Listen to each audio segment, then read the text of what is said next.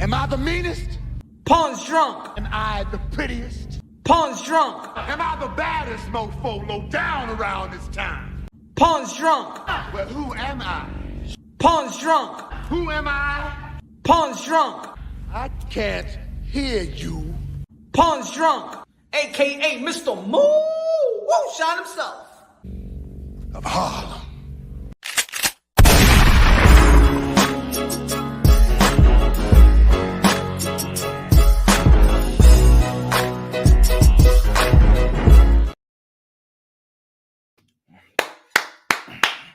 Ladies and gentlemen, a round of applause, a round of applause, a round of applause to a wonderful performance, masterful performance, masterclass. Devin the Dream Haney, lightweight undisputed champion, moving up, daring to be great.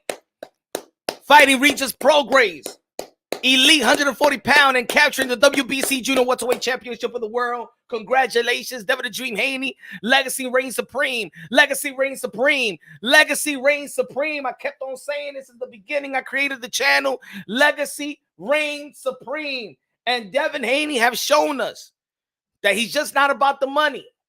He's all about legacy reigning supreme.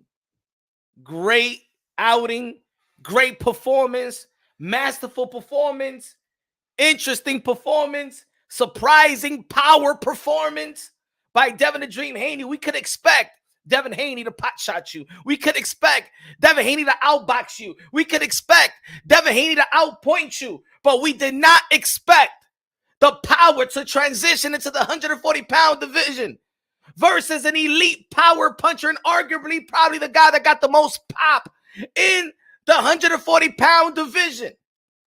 Former champion, former unified, Regis Prograis got schooled, got master classed by Devin the Dream Haney. Once again, applause, man. If you ain't a fan of what you just saw yesterday, you're not a fan of boxing. You're just a troll in this YTBC community. If you don't respect Devin the Dream Haney, if you don't give him the 100% respect on the performance that he did, that we witnessed yesterday, you a hater of Devin Haney, you a hater of boxing, because the only critique left with Devin Haney, and that's unfortunate that fighters get critique. Even I, Ponce Drunken Boxing, who has said time and time again, damn, Devin Haney, man, he got a winning style. He got the winning style. He's a winner. He got the technique. He got the IQ. He got the defense. He know how to outbox you. But he's boring, man. I mean, compared to his contemporaries, I'm talking about Gervonta Davis. I'm talking about Ryan Garcia, Teofimo Lopez. We're going to be talking about a potential fight with Teofimo Lopez. We're talking about the Boots Ennis, Verge Ortiz, and Bam Rodriguez, the young fighters in the sport of boxing. The only issue that your boy, Mr. Moonshine, matter of fact, I'm going to say two. So I'm going to keep it real, all the way real. Is when they elevated Lefasey Lomachenko and Devin the Dream Haney, and he asked for it back when he got stripped and put on recess. I didn't like the way I couldn't give Devin Haney the same respect I gave a champion that actually earned it in the ring, like Teofimo Lopez and Shakur Stevenson when he beat Joel Gonzalez. I couldn't give him that because he didn't do what these guys did. But we're gonna talk about what he did and how he rewrote the wrong. But Devin the Dream Haney showcased what we've been waiting for a long time, when we thought we was not going to get from Devin Haney. And I was content with that. I say, you know what, Devin Haney, look, I'm not gonna break down a fight, analyze a fight, and even implement that he's gonna knock somebody out, TKO, stop him. I'm not, because I got to the point where, like, you know what? Let me just focus on everything else that he does good, because he does everything else good. The only thing was the entertainment value and his power. The criticism of being a pillow puncher. The criticism that his power was not going to transition into the 140-pound division. I got you, Randy, right now. I was content. I said, all right. And if you heard my breaking down of the fight leading up to this fight, I said Devin Haney was going to win 115, 113. I said he got more skills, he got more wrinkles than Regis Prograis. He's predictable, Regis Prograis. So I got Devin Haney 115, 113. Every time. What about the last fight? I got Devin Haney beating George Kambosos. He's gonna outbox George Kambosos. What about Vasily Lomachenko? I was slightly damn Vasily Lomachenko, man. I'm like, man, it's a 50-50 fight, but then the experience, and I was like this, you know what I'm saying? It was a 50-50 fight on the build-up. It was a 50-50 fight breakdown. It was a 50-50 fight in the ring. It was a 50-50 fight in the ring. But Lord, Devin Haney. Devin the Dream Haney. I thought I was dreaming when I saw the power. I thought I was dreaming when I saw him knock down Regis Prograis. I thought it was a dream. I thought I was dreaming. I thought I was dreaming, folks. No. I thought I was dreaming. I said, wow. And when you get Punch Drunk to say, wow, damn it is wild. Because, man, I'm a student of the game. If we live in 24 hours a day or 24 hours a day, man, I watch boxing 15 hours. If I'm in the park, even with my children, I watch boxing. In the middle of the night, everybody's sleeping, I watch boxing. I study the game. I study skill set. I study matchups. Since 11 years old, all I do is watch fights and score bouts. That's my hobby. It's just my hobby. I score bouts. It's fun to me. I've seen a lot of fights from the 50s, 60s, 70s, 80s, 90s, the thousands. And when you could get me when you could get me to say, wow, because I didn't expect it. Damn it, I said, wow. Damn it, I said, oh.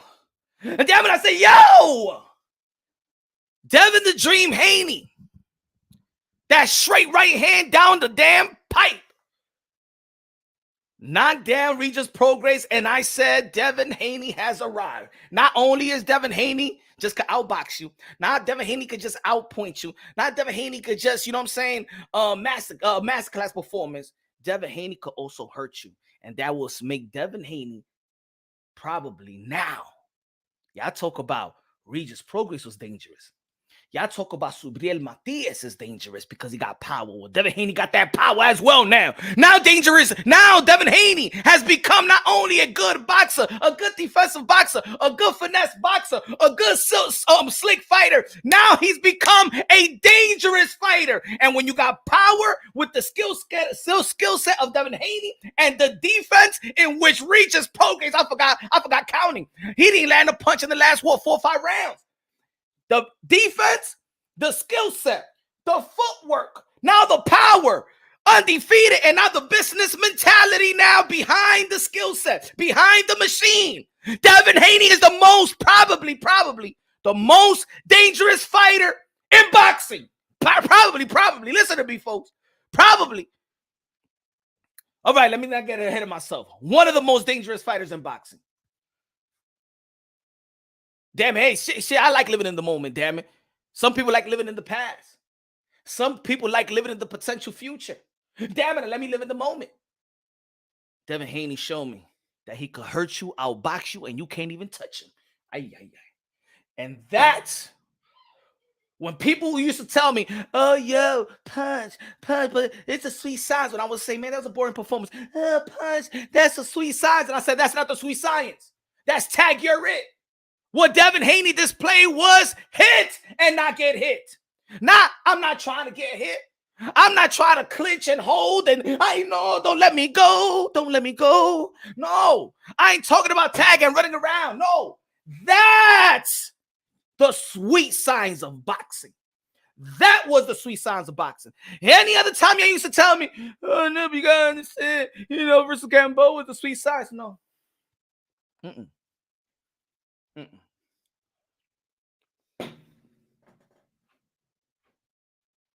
1 second. 1 second.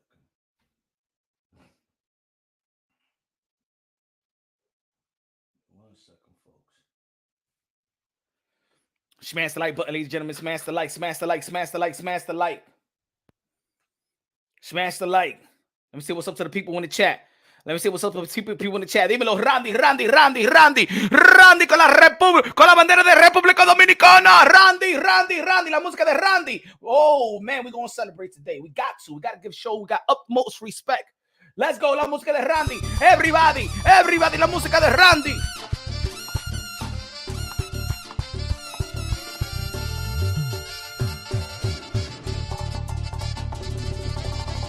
Devin Haney. Le dio a Regis Prograis yesterday.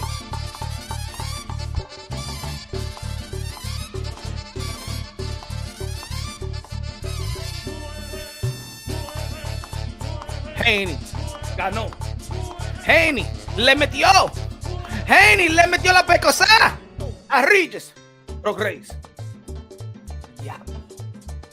DJ Camelo Alex Association, págame la música. Yanketing. Okay. Randy in the building. Randy in the building. Rap Star Boxing Knowledge, the voice of the UK, London, bro. And shout out to my to one of the fighters that I've been telling the whole world, you better look out, you better watch out, because I'm telling you why. Ben Whitaker is coming to town today. Here we go. Cobra in the building. What's good, Cobra? What's good, Cobra? Hey, yo, y'all want to become a member of the Punch Drunk Boxing, man? Smash the link, man. Support your boy. Let's go. Let's get these membership up. Let me know that I'm doing my thing. Let me know if I'm supporting. Let me doing it. If I'm implementing. If the content is needed in this boxing community, let me know, baby. How do you score Lomachenko versus Haney? I had Lomachenko 116, 112, maybe 115, 113. There was a lot of close rounds. And even though that, yes, I might have Lomachenko outpointing by 201 round, Devin the Dream Haney. Devin, I'm gonna tell you like this. Looking at the fight, if I want to play the point system game, yeah, but Lomachenko ain't taking from the champion.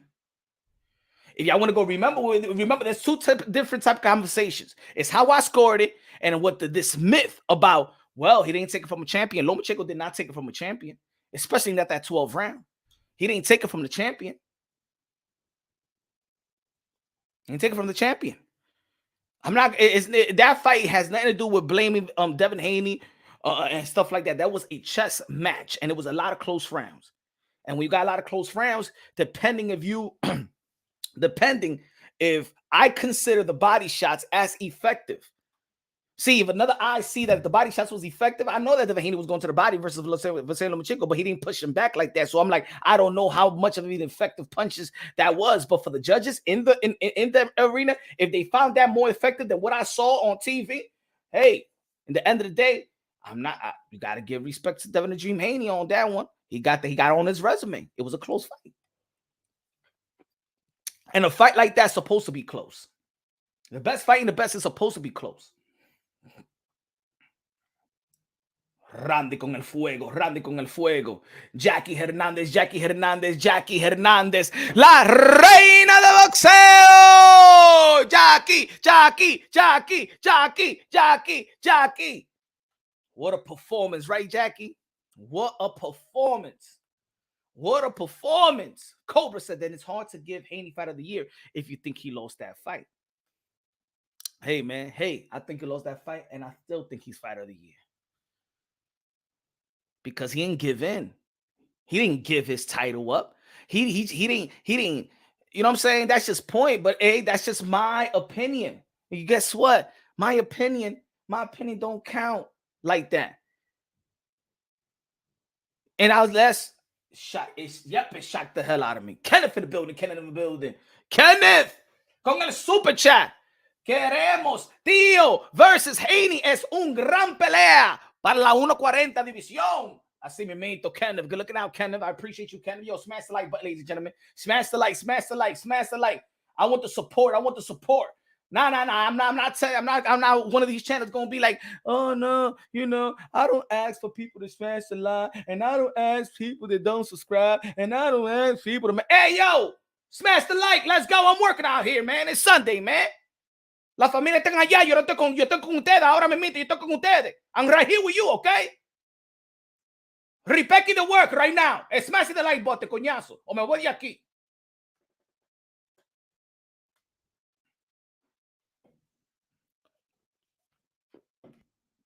On a Sunday afternoon.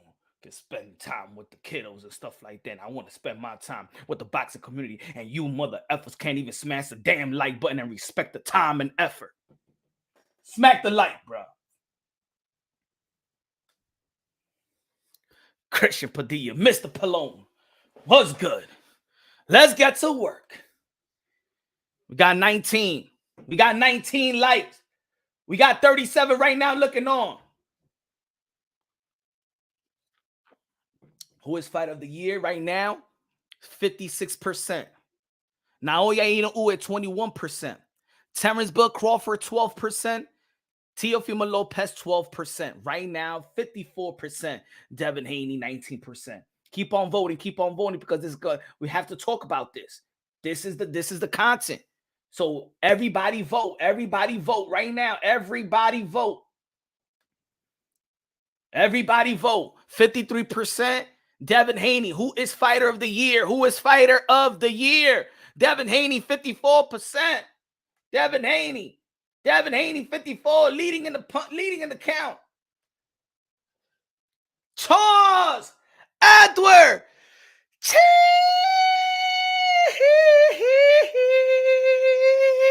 con los 500 Super Chari Pari que ha comprado casa nueva. Queso. He is rich. He got his own money. Say he's got his own money. I mean, the boy has got his own money. Queso.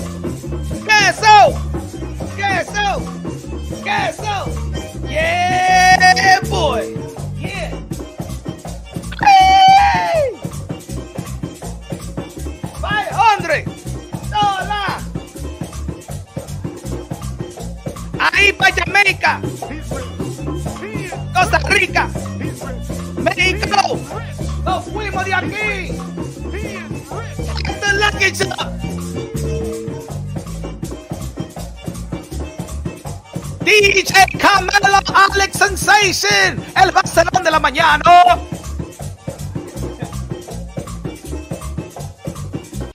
Yanketing. Queso. Yeah, so try to play in pounds. And YouTube hit me up like, dear sir, keep fucking with us and we will have to no choice but to remove your account. They some bullies, bro. Anyway, they say, yeah, so try to pay in pounds. And YouTube hit me up like, dear sir, keep fucking with us and we will have no choice but to remove your account. They some bullies, bro. Anyway, happy Sunday to all. And congrats to Haney and Cruz and Xander and Espinoza. Más respeto pa el pastor. Pasa el plato. La ofrenda. Good looking now. Queso.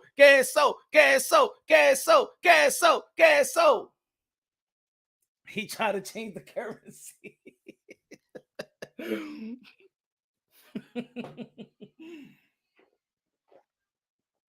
Gracias, lo mío. Smash the like button. Devin Haney, what a wonderful performance. Devin Haney, what an extreme performance. Devin Haney, a surprising power, displaying power performance. Round 2, Devin Haney. Round 3, Devin Haney. Wow. Round 4, Devin Haney. Round 5, round 6, stumble. Regis Prograis. Round 7, Devin Haney. Round 8, stumble. Regis Prograis. Round 9, Devin Haney. Round 10, Devin Haney. Round 11, Devin Haney. Round 12, Devin Haney. Devin Haney is the champ. Yo, that's going to be a single because the band, he's winning every damn round. Round 1, Devin Haney. Round 2, Devin Haney. Round 3, neck down. Round 4, Devin Haney. Round 5, Devin Haney. Round 6, stagger. Round 7, Devin. Woo! What a performance. What a performance. What a performance, ladies and gentlemen. Gracias. Queso de lo mío. God bless you, my brother. You already know. God bless you to the fullest. Support.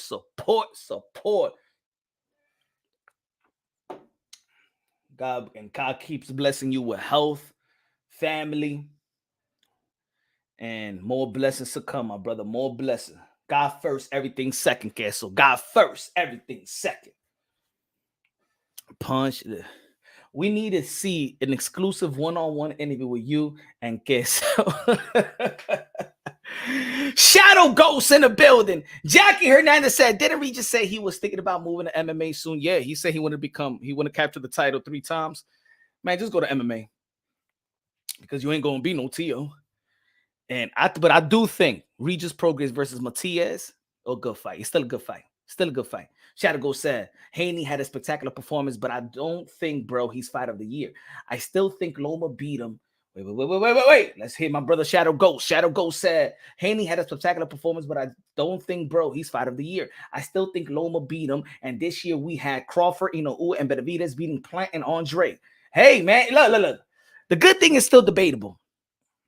It's not an argument. It's debatable. I think, to be honest, I think if Naoya Inoue December 26th become undisputed in 12 months, 2 division undisputed in 12 months in a 100+ year sport, in the 100+ year sport, like boxing, to become 2 division world champion in 12 months, 2 division world champion. Y'all already know that becoming undisputed is not. It's just not everybody becoming undisputed. Even though that has become a little bit of a trend. Started with the likes of Teofimo Lopez. When he beat Vasily Lomachenko, that was regarded pound for pound, 1, 2, 3. You can flip it around. The WBC tried to tamper with the legacy, but the real ones like myself understood what it was. It was undisputed, and Teofimo Lopez became undisputed in the lightweight division. I don't give a damn what y'all think. I don't give a damn what y'all want to recognize. Y'all know the bullshit that the WBC did, and I'm not going to take it away from Teofimo Lopez. Just like Roy Jones Jr. said, stop playing around. You know he's two-time. And that's why I got Teofimo Lopez right there on that vote. You know why? Because Josh Taylor ain't never lose. Josh Taylor just vacating the belt. And if Josh Taylor would have never vacated the belt, Teofimo Lopez will be regarded as undisputed in the 140-pound division. That's why he's lineal, ladies and gentlemen. And that's why, even though with the great performance of Devin the Dream Haney beating Regis Prograis, even though that it was a damn masterclass, there's only one lineal. So I gotta put Teofimo Lopez on that list, because even though that David Benavidez beat Kalen Plant and David Benavidez beat my guy Demetrius Boo Boo Andrade, the guy that I regarded, the guy that's most avoided by champions of this era, he didn't win nothing. He didn't win a title versus Kalen Plant. He didn't win a title versus Demetrius Andre. But the resume, I could understand, because I could understand the David Benavidez debate. But Crawford became undisputed. The one that was recognized by most, recognized as the first 2 division undisputed with the 4-belt era, beat Earl True Spence, who wasn't a pound for pound list. He beat him from pillar to post, and I think that Bud Crawford got the performance of the year, but the fighter of the year, it's gonna have to be Devin Haney or Naoya Inoue, my opinion. But I could see a debate with David Benavidez. I could see a debate. Now, if Teofimo Lopez would have fought, now let me say it like this: if Teofimo Lopez would have fought December 9th and would have beaten a guy like Jose Ramirez, that almost is the same thing like a Regis Prograis. Matter of fact, Jose Ramirez got a better resume. Than Regis Prograis. If Teofimo Lopez would have fought December 9th versus Jose Ramirez and would have beaten Josh Taylor in 140-pound division, then I would still have Teofimo Lopez. I would have Teofimo Lopez as fighter of the year, but then it would be debatable. Let's see if Inoue. Not Inoue jumped up a division up, went to fight the guy, the man, Stephen Fulton. Dare to be great. Beat him up. He's also a guy that could go. Sky Sports says, in the building, says, Christian Padilla, Boo-Boo got knocked out and was undefeated Benavidez fighter of the year, Christian Padilla. Hey, we got 2. Hey, look, the only reason Christian Padilla, the only reason I didn't have him on the vote is because they only let you do 4 slots. If it's like Twitter, they let me do 5 slots, I would have had David Benavidez on that one. But at the end of the day, we also have to respect what the fighters won. Now, Naoya Inoue, if he wins, become a 2-division world champion in 12 months. 2-division undisputed world champion in 12 months. Devin Haney, dare to be great, beat Regis Prograis and captured the WBC world title. Teofimo Lopez captured the WBO world title and became lineal champion. That means he fought the guy. So Inoue is about to get lineal. Terrence Bud Crawford beat Earl the True Spence, became undisputed, lineal in the welterweight division. Teofimo Lopez, lineal. So yes, David Benavidez, yes, beat Caleb Plant, beat Demise Andre, but at the time that he beat him, there was not champions. He did not earn any hardware. So as much as the resume, yes, if I have if you two would allow me to give 5 slots, David Benavidez will be in the voting in the voting thing. But I understand what you're saying, Christian Padilla. Shout out to Christian Padilla, one of the members of Ponchi Dronki. Hey, Cesar in the building. What's good, Cesar? Let me see what the vote is at right now. 37% Devin Haney, 26% Naoya Inoue, and Terrence Bud Crawford 28% more than Naoya Inoue. Now, Terrence Crawford is right now on the voting booth. 28% is leading second. Teofimo Lopez is 9%. I just want to. I want to see the wave. I want to see the wave because when I did this voting, I actually took a screenshot. And when I did it, hold on, I actually took a screenshot. Let me see. I took a screenshot when I did the votes. Let me see. Where is that? Where's the screenshot? Where's the screenshot? No. Take a screenshot. Give me 1 second.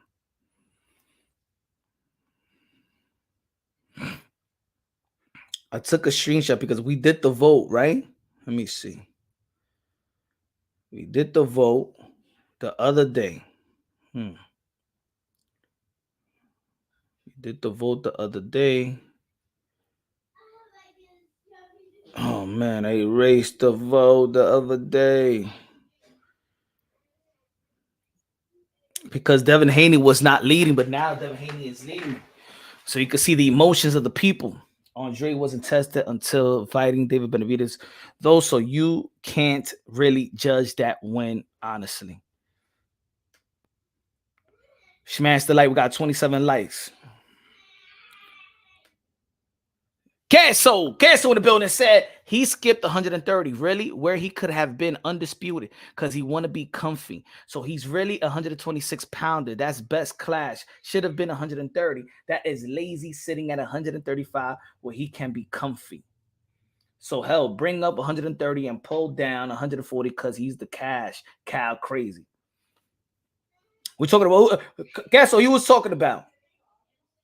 Oh, let me go right here. Let me see.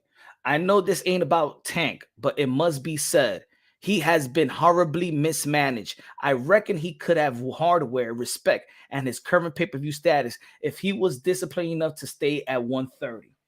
Hey, yo, we got to talk about it. We got to talk about it because, to be honest, I like Tank. Tank is entertaining. I believe that Tank skill set is special. But I can't rate him. I'm sorry, folks. I can't rate him anymore alongside with the Devin Haney and Teofimo Lopez. We're doing a disservice to the sport of boxing if we do. I'm a fan of Tank. I told if Tio asked me before, yo, what do you think is my legacy fight? I say Gervonta Tank Davis. But I can't say that no more. No. It's Tio and Haney. Haney and Tio. Devin and Lopez. Lopez and Devin. That's it. The two guys, look at the resume of these two fighters. Daring to be great. Daring to be great. Legacy reigns supreme. Boxing fans, that's it. Cut it out. Look, if Gervonta Tank Davis, this is a message to Gervonta Tank Davis, Mayweather Promotions, management, PBC, Calvin Ford, Coach Kenny, everybody. Y'all have done a wonderful job in building young fighters in that gym in Baltimore. Tank Davis have all the skills and talent. All the skills and talent. But y'all all about the bag.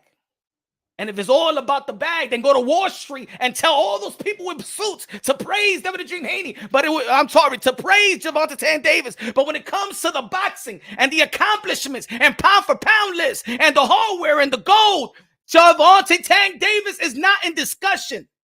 He's not pound for pound. He's not competing with T.O. He's not competing with Devin. Maybe he's not even competing with Shakur. Shakur, 3-division world champion. And his resume is better than Gervonta Tank Davis. We need to stop it. Tank, if you want to be in discussions, if you don't care, just like you showed your money, like man, it's about prize fighting. So stay on the side and do your Jake Paul impression. Do your Jake Paul impression. Jake Paul's going to be fighting next week. I hope Gervonta Tank Davis go out there, sit in the front row, and do your Jake Paul impression. You're not impressing me more than Jake Paul. Gervonta Tank Davis is not even impressing us more than Jake Paul. Even Jake Paul is taking more risk than Gervonta Tank Davis in the sport of boxing. Even Jake Paul has taken more risk than Gervonta Tank Davis in the sport of boxing.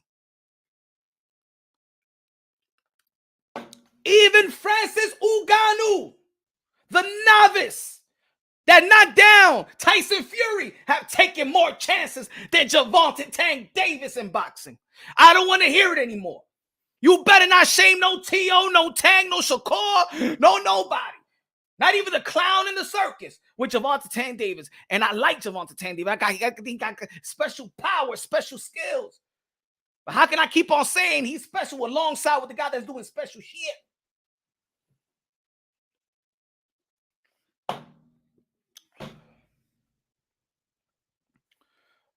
Life Logic in the building.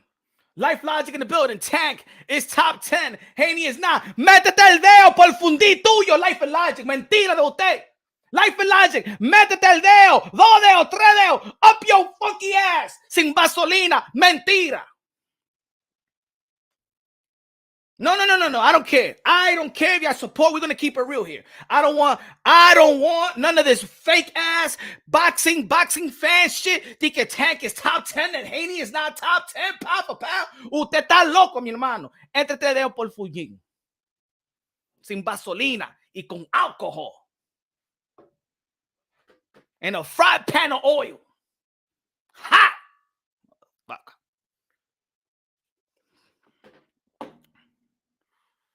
Tank is pound for pound, and he not pound for pound.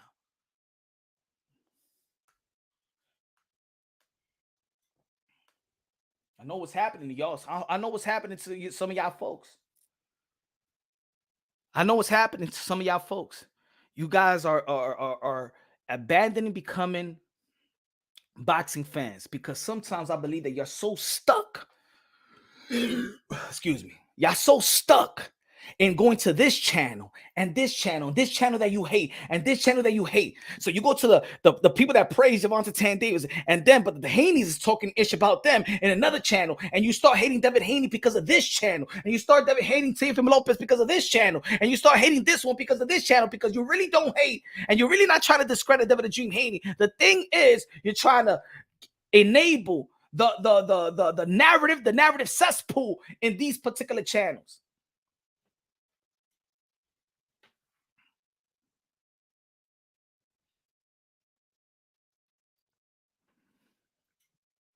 Mira esto, mira this, that's what you care about? That's what you care about? He said Haney is not pay-per-view, Tank is.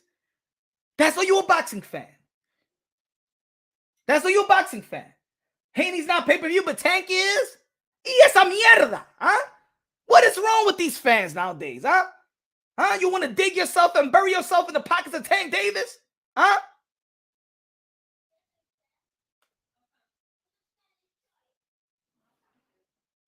JDL Boxer said Tank made it pretty clear he doesn't want to go up at 140. You know why? Because they got T.O. there. You know why?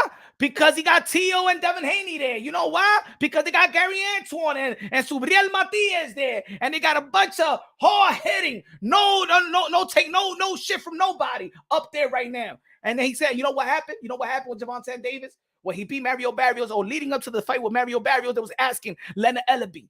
Remember we did a video. Leonard Ellaby was like, Oh, well, what about Tank? What about Tank and Josh Taylor? He said, come on, man.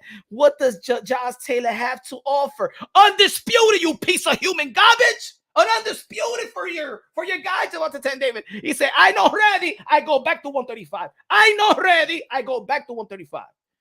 Ese Tigre, the team of Gervonta Tank Davis, you guys are scared and petrified that you will lose out in your investment. And you're trying to hold on to that investment. You're trying to milk Gervonta Tank Davis like a damn cow. Wrinkled out.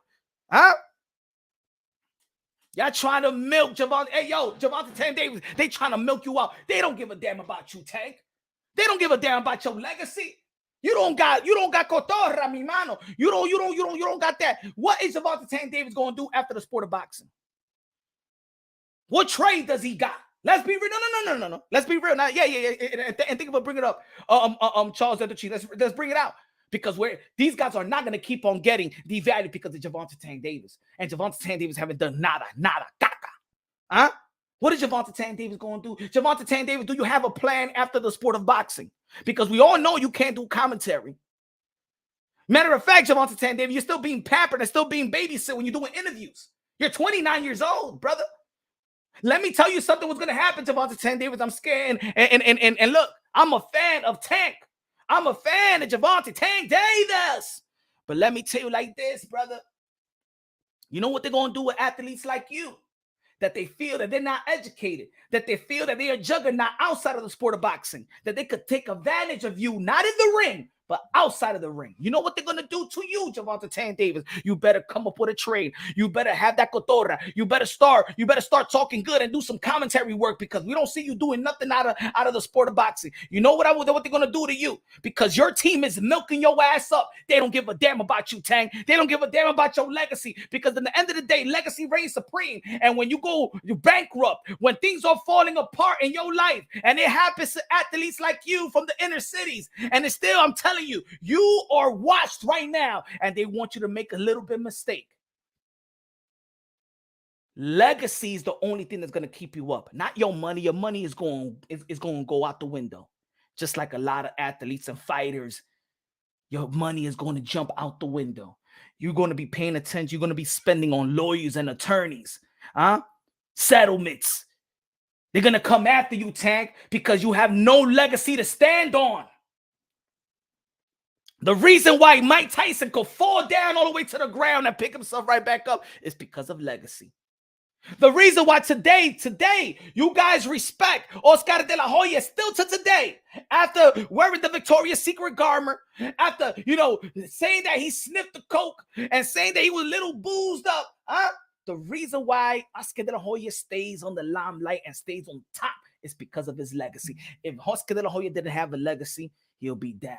The reason why Adrian Broner can't pick himself back up is because Adrian Broner doesn't have that lucrative legacy. And that's why he's in court saying that he only got $13 in his motherfucking pocket and he'll go run back to Don King. I'm telling you. Tank, get the hell out of your team. They try to milk you out. Go for legacy. You're going to be 29 years. You're 29 years old, bro. You older than Devin. You older than Tio. You older than Shakur. And what legacy do you have to stand on? The little cash money that you got, that's going to go to the garbage. You know what they're going to do with Gervonta Tank Davis? They're going to create a sexual harassment suit. They're going to create, because they already got a record on you. See? That's what I'm telling you. Gervonta Tank Davis, pay attention. Pay attention. Pay attention. They already got a stigma about you. Whether you like it or not, they already got this stigma that you hit women. When it's time to take your money out, like they did to R. Kelly. Hey, he likes young girls. Let's hit him with 50 women saying that. Hey, yo, he raped me when I was a little girl. And public perception wins. The people around that money that's flowing around you, oh yeah, they do business with judges. They do business with the DEA. They do business with all of that. Gervonta Tank Davis, you better stand on legacy right now. So when that time comes, when that storm comes, your legacy prevails and legacy picks you up. And because your legacy, you could get some type of endorsement, and your legacy could get you something. Your legacy could get you partners. Because I'm going to tell you like this, without your legacy, if you retire right now, you're going to be forgotten. Tank, without a legacy, you retire right now, you're going to be forgotten. And it doesn't seem like you got the trades to do something else. You can't even handle a podcast because you really not you're not entertaining to even listen to.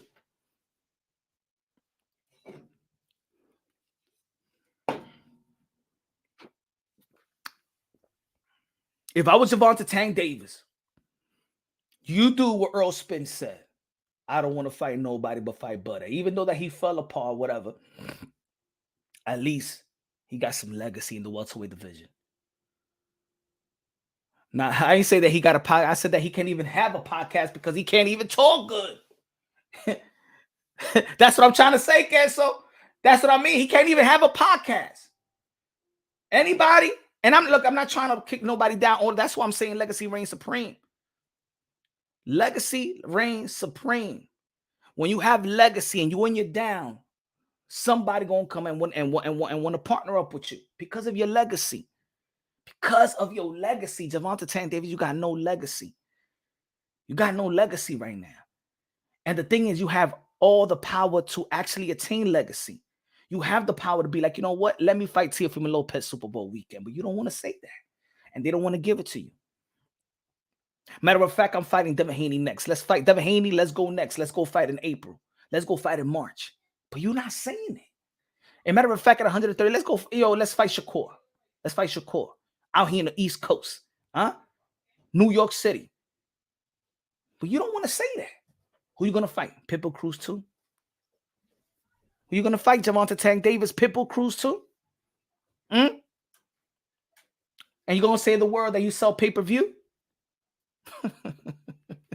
Mike Tyson sold the best pay-per-views. Mike Tyson was the most lucrative fighter in the whole wide world. And guess what? He went bankrupt and almost lost all his money and his life. So, brother, that pay-per-view shit is only for the moment. Your legacy is your generational wealth. The reason why Nico Ali had an exclusive deal with Top Rank was because of the legacy of his grandfather. The reason why Ricky Ricky Hatton's son, has an exclusive deal with Matchroom Boxing and was televised in his first fight, it was because of the legacy of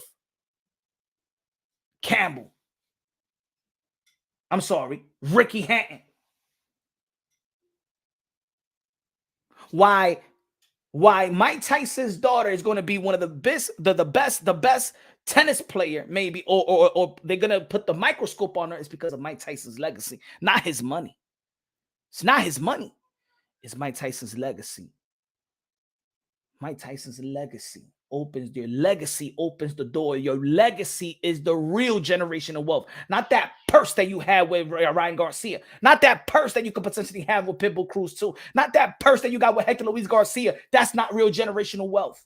Real generational wealth is your legacy that your great grandchildren are going to be lived. Hey, yo, I'm going to tell you like this. Manny Pacquiao's son did a freestyle a couple of years ago, and that did 1 million views. You think because people said, oh my God, I want to see him rap. No, it's because Manny Pacquiao's legacy reigns supreme. The reason why he could even be a senator is because of his legacy. It's not his money. It was his legacy.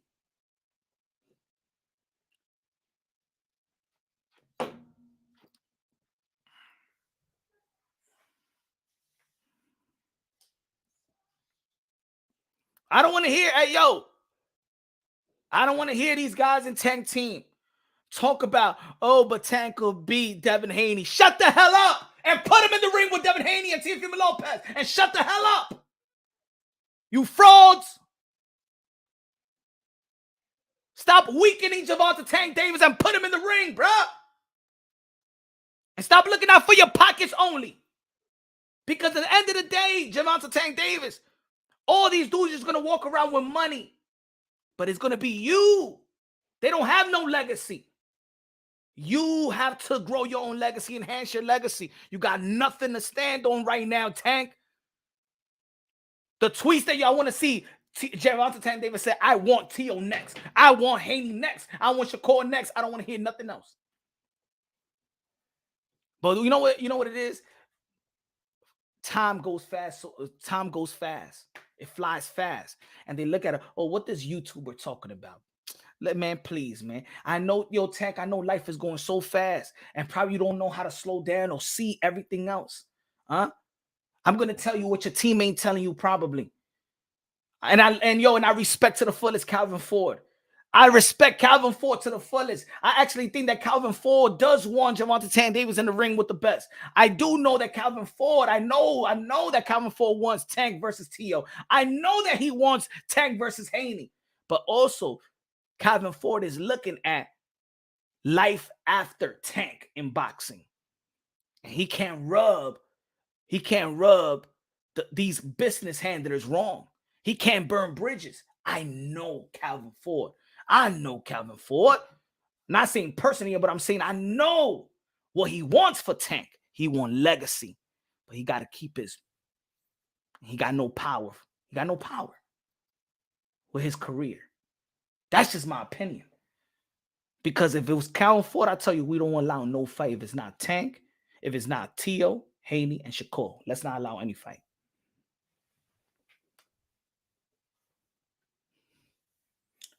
Yo, Punch, when you gonna have Ness in your show? Hey, yo, man, Ness, when Ness, I think that when Ness, you know what I'm saying? I was gonna go to his show today. I was a little busy earlier today. Good looking out with the $2 super chat, man. I appreciate you. Oh, no, 2 pesos de plata, no. Gracias. Keep it moving. Life Logic, Ness is a good dude. Ness one of us. Yeah, of course. Of course. Shout out to Ness. Life and Logic. Cool. Yes. Ness is good. Yes, it's good. Yes, de lo mío.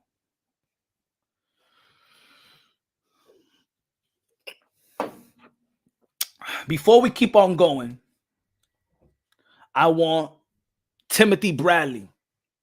You owe an apology, Timothy Bradley. I'm not going to forget about the dumb comments that you made. I want Timothy Bradley, where are you? I know you be in these YouTube streets. I want you to come to Punch Drunk Boxing, Timothy Bradley. Don't go to these channels that you comfortable on. Come to Punch Drunk Boxing, Timothy Bradley, Hall of Famer. I want you to apologize now. Apologize. I want Timothy Bradley. Hey, yo, if anybody got his number, tell them that Punch Drunk Boxing wants you to come to Punch Drunk Boxing and give your apology. I want you to apologize now, immediately. I want you to shave your head, shave that mustache, look like a damn fool. I want you to apologize to the sport of boxing. People like, hey, what you talking about, Punch Drunk Boxing? What the hell are you talking about that Timothy Bradley got to apologize? P. New in the building. $10. Los 10 pesos. A comprar comida china. Pork fried rice con chicken wing. Dame llamar a China. Dame llamar a China. Hello, baby. China. Dame pork fried rice con chicken wing que me mandaron. El P. New me mandó 10 pesos. Va a comer. ¡Cocíname! Chicken wing con french fry y me lo manda aquí para la casa y tú sabes que yo soy pocha drunk. ¿Oíste, mi China? I love you, baby, okay? Dog sauce dois, okay. All right, baby.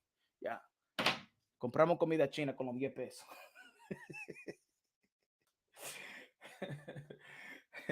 Even Paulie had a pull out Jurgos last night. Oh, no. Nah. I don't think y'all understand why I'm saying that Timothy Bradley needs to give he owe apology to who? To them. Give me 1 second. Timothy Bradley, I know you be out here in the YTBC streets. I respect you as a fighter. But the comment that you made several months ago, I despise that.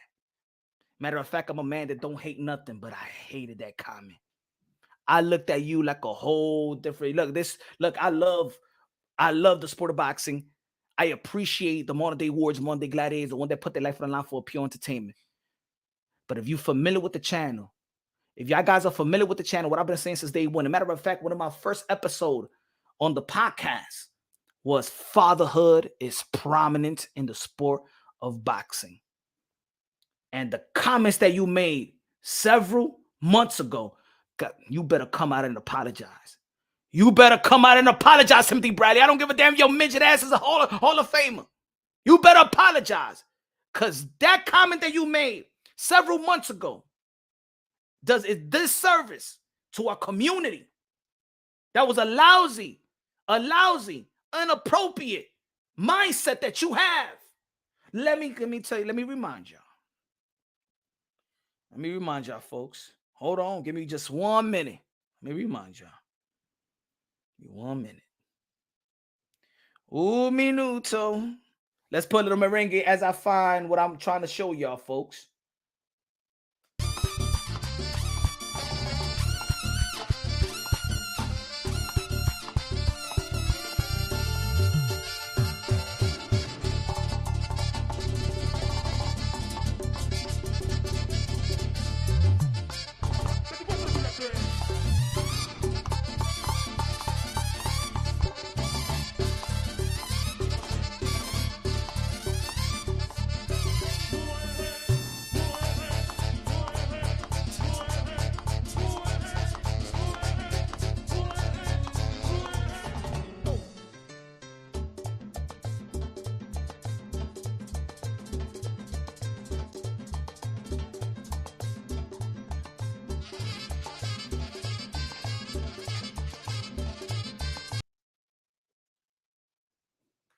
Ladies and gentlemen, since day one, I created this channel, Punch Drunk Boxing. I always say, God first, everything second. Fight plus survive equal true champions. I always say that we're one race, the human race. One race, the human race. I know a lot of people like to raise bait and stuff like that. Yes, right? I say that we're one race. If God came right now, he ain't gonna be like, I want my black children's. I don't want my whites. You make a line right there. We're part of the human race. And what makes us beautiful is our culture. I represent my culture, Latino culture. But we're one race. We're like, and our culture is like the buffet in the world. Have you been to a buffet, right? Different type of foods, and we're just a buffet on earth. We're brothers and sisters, sons and daughters of the Most High, right? And I also preached fatherhood is prominent in the sport of boxing. Fatherhood is prominent in the sport of boxing. Look at the list that we have right now, ladies and gentlemen. Look at the votes. Naoya Inoue, his father, his trainer. Devin Haney, Bill Haney is his trainer. Teofimo Lopez Sr. is his trainer. 2020, Teofimo Lopez was fighter of the year, and Teofimo Lopez Sr. was trainer of the year. Look at this, folks. We're talking about who's going to be fighter of the year, and both of these guys have their dads in their corner. It's a beautiful thing, especially in a society where I come from with Latinos and blacks, and where society likes to say that, give me 1 second, let's get a little deep right here, because this is why I'm very disgusted with Timothy Bradley.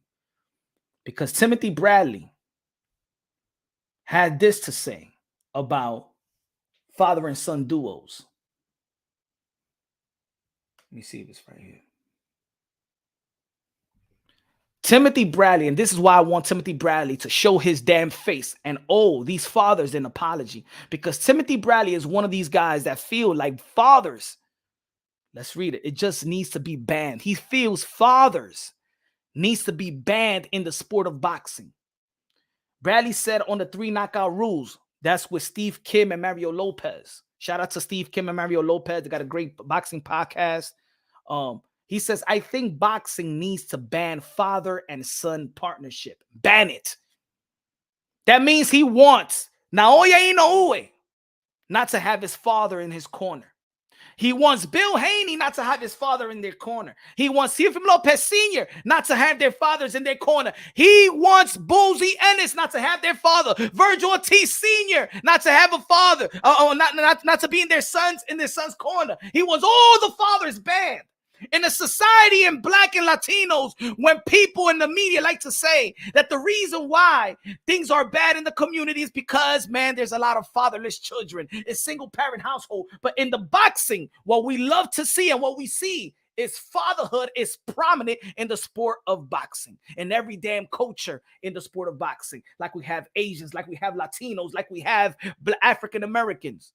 And viene el tigre, estúpido de Timothy Bradley, and feels like because his relationship didn't work with his father in the elite level, he feels like, oh, the father should be banned. Floyd Mayweather Jr., one of the most lucrative fighters and probably the richest athlete that ever lived, had his father in the corner. And one of the most beautiful moments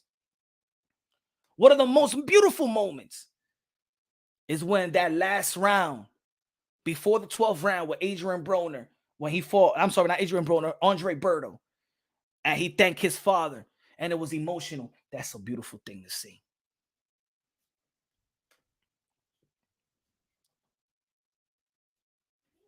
Timothy calls for father and son duos to be banned in boxing.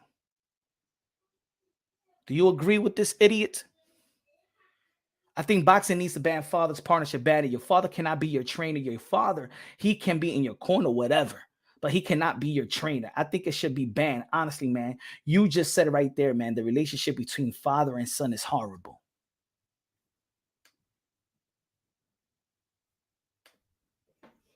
Timothy Bradley, you think that Naoya Inoue and Mr. Inoue is horrible? Huh, Timothy Bradley? Do you think Naoya Inoue and his father is horrible, sir?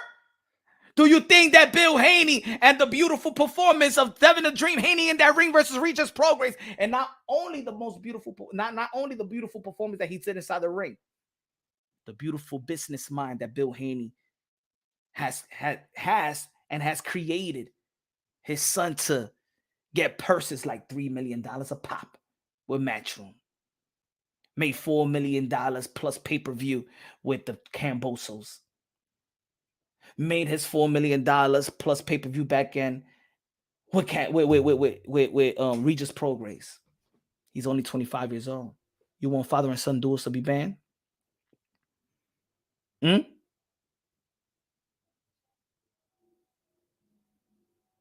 Let me tell you, life and logic. He said Nonito and father ended badly. Let me tell you like this.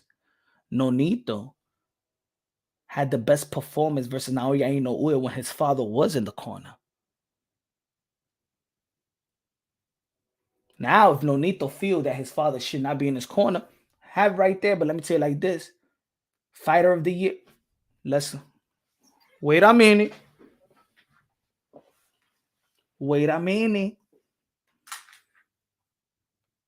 I know Life of Logic. Life of Logic found a way to be like, oh, you'll punch, but check this out. But Nonito and his father ended badly.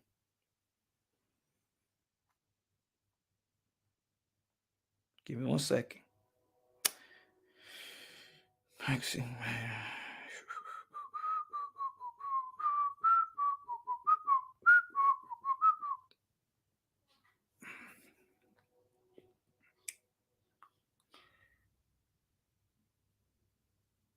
Fight of the year.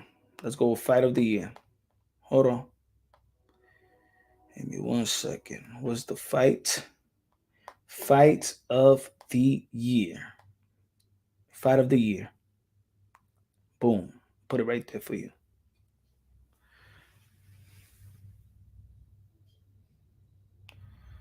Fight of the year. What was the fight of the year 2019? Nonito Donaire versus who? When have you ever seen Naoya Inoue, who we say is pound for pound number one? When have we seen him vulnerable versus Nonito Donaire? You know who's on this corner? You know who's in this corner? Mr. Donaire. So the proof is in the pudding. Yeah, Nonito Donaire almost broke the orbital bone of Naoya Inoue. Luckily, he didn't have the surgery.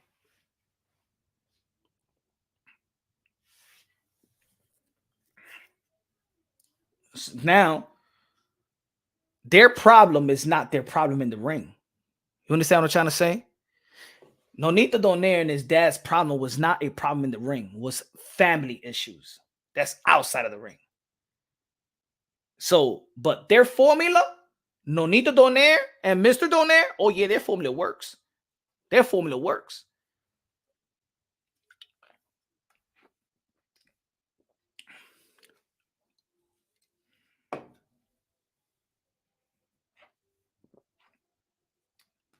Breaking my motor. Breaking my motor and get some wings and things. Okay. I must say HDU. What you going to drive out there? Okay, so which one you gonna be driving out there? Hey yo, I remember when I drove from New York to Vegas and from Utah to Nevada. Yo, I was hitting the most I clocked, no lie. 138, 140. And I stood in 120 for like no lie, 45 minutes hour like that. From in Utah to Utah, Nevada. Yo, I went in, bro. I went in. With the Dodge Durango SRT, the one that I have. The only thing I have. No cops around, no cars around. I was pumping that. I remember it was like 6 o'clock in the morning, like 5:30, 6 o'clock in the morning. Dímelo, Punch Perfect TV.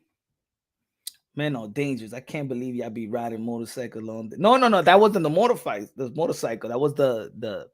I haven't done the longest I rode the motorcycle has been maybe an hour and change the most. I want to do a road trip with the motorcycle, but I haven't done no road trip. I think the longest I've driven the motorcycle has been in a day, maybe 100 miles, a little under 100 miles, like 90 something miles. That's it. I want to go over here, probably go Pennsylvania. If I could do like me driving to Florida, that's like a cakewalk to me now. I've driven from New York to Texas. I've driven from New York to Nevada, New York to Cali. I never New York to Florida. I get there. If I leave right now, let's say if I leave right now and drive to Florida, I get there 4 in the afternoon. I get there maybe 12 o'clock noon tomorrow. Maybe even less than that. If I don't take no breaks. Did you go through Nebraska, Wyoming? I think I go through Nebraska, yeah.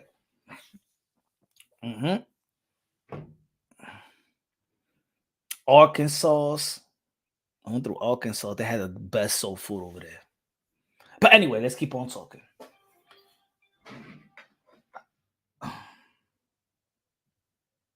I think that Timothy Bradley owed these guys an apology, saying that fathers should be banned from the sport of boxing. What do y'all think about that, folks? You think that fatherhood should be banned from boxing, like Timothy Bradley said? You think that fatherhood should be banned from boxing, like Timothy Bradley alluded?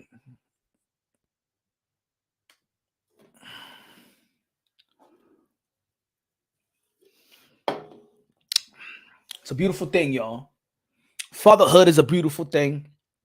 Fatherhood in boxing. Because when you look at it, and that's what I love about our sport, that in boxing, you see that fatherhood is prominent. With every other sport, you could see like, oh, I didn't have my dad with me. Like in the NBA, like these media people try to push, like fathers ain't important no more. Now they trying to disrespect fathers and stuff like that. You know what I'm saying? trying to act like fatherhood is the reason, or lack of strong men, lack of fathers in the house is the reason why there is a lot of people going run amok. It's a lot of people going around, a lot of kids, a lot of youth going around with a acting like chicken without a head.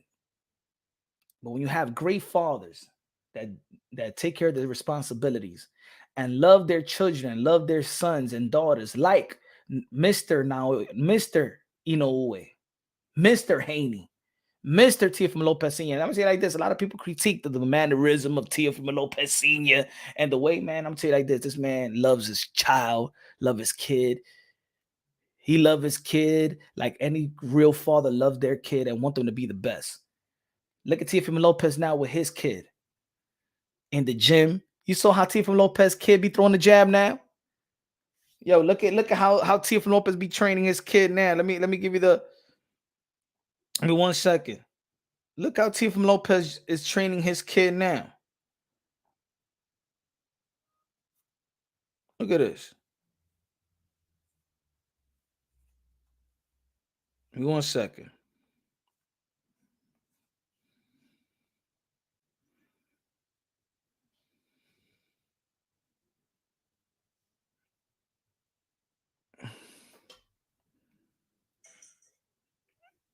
Oh. Check out Teofimo Lopez. I don't know if I can see it, but check out Teofimo Lopez Jr. I mean Teofimo Lopez the third. Teofimo Lopez kid. Look how he's throwing the jab and just turned 2 years old. Hold on. And I just want you to don't pay attention to the T.O. dancing. Pay attention to Teofimo Lopez the third. Hold on.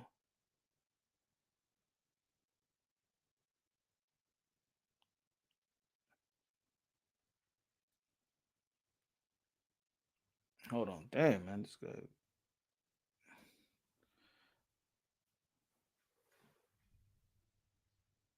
Look at his son. Look at the jab. Look at the jab. Out the way. Look at the jab. Look at the jab. Look at the jab.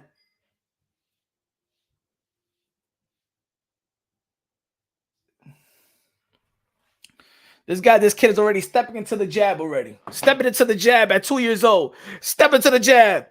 He got his son with him every day in the gym. That's all Tia wanted, right? You remember when he was stressed out?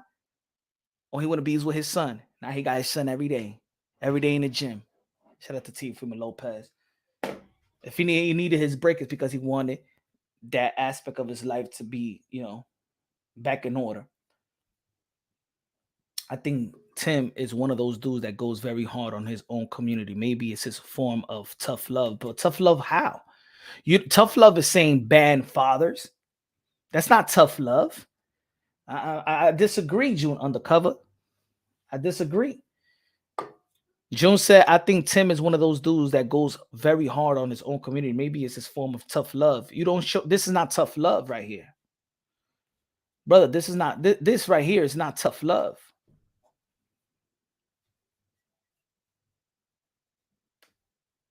That's not tough love.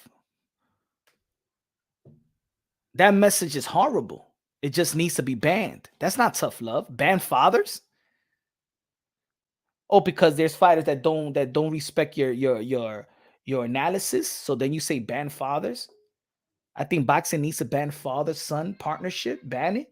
And even if you don't feel like, what about father-son? Look at the career of Devin the Dream Haney. Think about his career if it wasn't moved by Bill Haney. If Bill Haney was not the father and manager and you know what I'm saying, that has moved his son's career, if it was just somebody else, you think that Devin Haney would have the opportunity if it wasn't for his father? You think if it was somebody else, you think that Devin Haney would have had the opportunity to meet Flo Mayweather, be in the gym with Flo Mayweather, the way that Bill Haney was hustling to get his son in position to be in the same position, be in the same gym where Roy Jones Jr. could be his tutor, and Zab Judah could be his tutor, and Floyd Mayweather could be his tutor, and Floyd Mayweather Sr., that taught Floyd Mayweather, could be his tutor, and the Cuban Mexican, I'm gonna say the Cuban coaches, and the coaches out there in California, and the Freddie Roaches of the world, and the Ben Davison of the world. If it wasn't for Bill Haney, Devin Haney would not be not even probably 15% of what he is now. And what did Devin Haney say yesterday? Devin Haney said, my father should be trainer of the year. I don't give no credit to my father. And because no lie, you know what I'm saying? He always has some coaches. So I really don't know who's really the head coach. But we all know who molded Devin Haney, and his father did mold Devin Haney. His father was the trainer in his amateurs and stuff like that. And the smartest thing to do is when you become a fighter, you have the how you call it? The access to train with legendary fighters and you know, be educated by them. Bill Haney always had his door open. They'll do it. Henry Garcia does it with Ryan Garcia. Shout out to Henry Garcia. You think that if it wasn't for Earl the True Spence Sr., let's not forget, look at Earl Spence's corner. His father never left his corner. Earl Spence's father never left his corner. We see Derrick James. But do you see Earl Spence Sr.?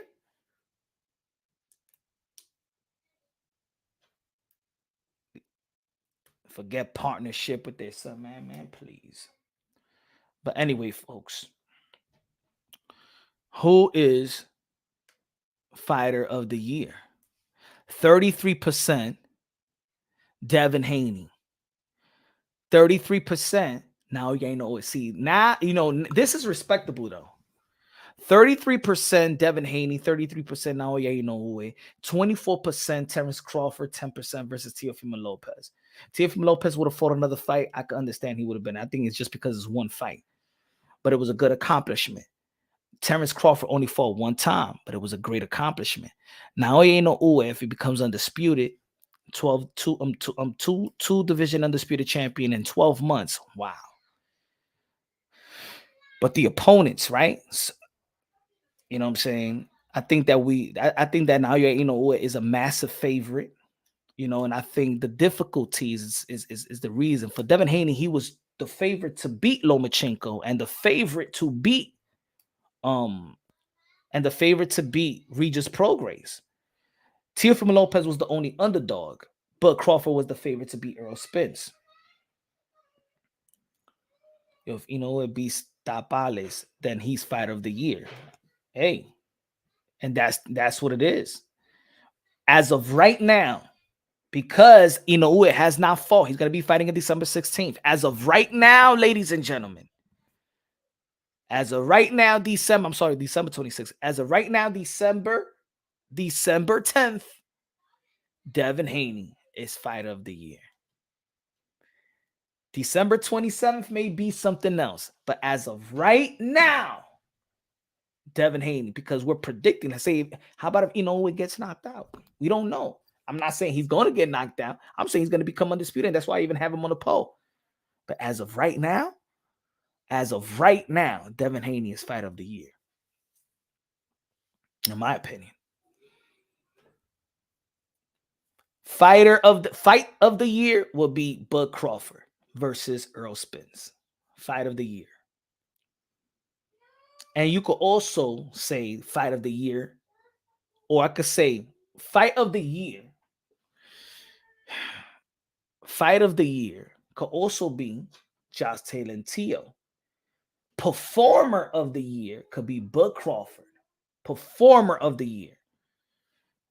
If there is there a category of fight of the year, fight of the year, and what about performer of the year? If there's a performer of the year category, they will give it a Bud Crawford. DSV said Tio accomplished a great win, but only fought once. Same with Crawford. Facts. Tio overcame the most, but I understand he only fought once a year. Facts, Joe Undercover. And that's what I'm saying. I think Teofimo Lopez overcame the most. And that's why I have him on the vote. But he only fought one time. Now, compared to Haney and compared to Naoya Inoue. And ladies and gentlemen, for me, I think that most people just didn't respect Stephen Fulton the way I respected Stephen Fulton. Like, people forget, on my pound for pound list, I had Stephen Fulton on my pound for pound list as number 10. But a lot of people didn't have Stephen Fulton. I looked at Stephen Fulton like, yo, he's an elite fighter. I still had Inoue beating Stephen Fulton, but I thought it was going to be way harder than what happened. It was the 5th round, right? The 5th round, he took him out. But the difficulty was Tio. But Devin Haney from Loma to Regis Prograis. David Benavidez from Kalen Plant to Demetrius Andre. That's 2 good names, you know what I'm saying, in the same year. But he didn't win anything. He didn't win a title. Brandon beat Fulton. I thought Fulton beat Brandon, to be honest. I think it was a good fight. It could have been a draw. It was a draw. I think I had it a draw. But I want to see a rematch. Danny Medina in the building. Gotta respect it. But Inoue is definitely doing it bigger. 4 weight division champ, potential 2-time undisputed. Just the fact he's doing it is the most legacy out of all of them. But for this year, Danny Medina, let's wait until Inoue, December 26th, on December 27th in the morning. Let's see. Or December 26th, we're going to go live, and we're going to go live, right? So, as of right now, Devin Haney is fighter of the year. And then that could be debatable. That could be debatable if Naoya Inoue becomes 2 division undisputed, and then he'll be back on my pound for pound list number 1. Right now it's Bud Crawford, but Inoue beats, and I got to do my new pound for pound list. Naoya Inoue, from the top of my head, Naoya Inoue.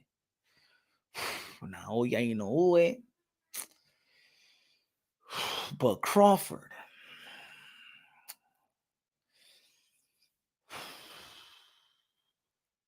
Naoya Inoue. Bud Crawford.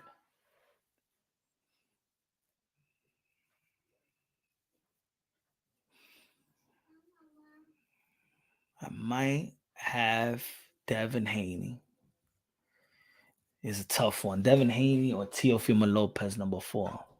Because the performance of Alexander Usyk versus Danny Dubois.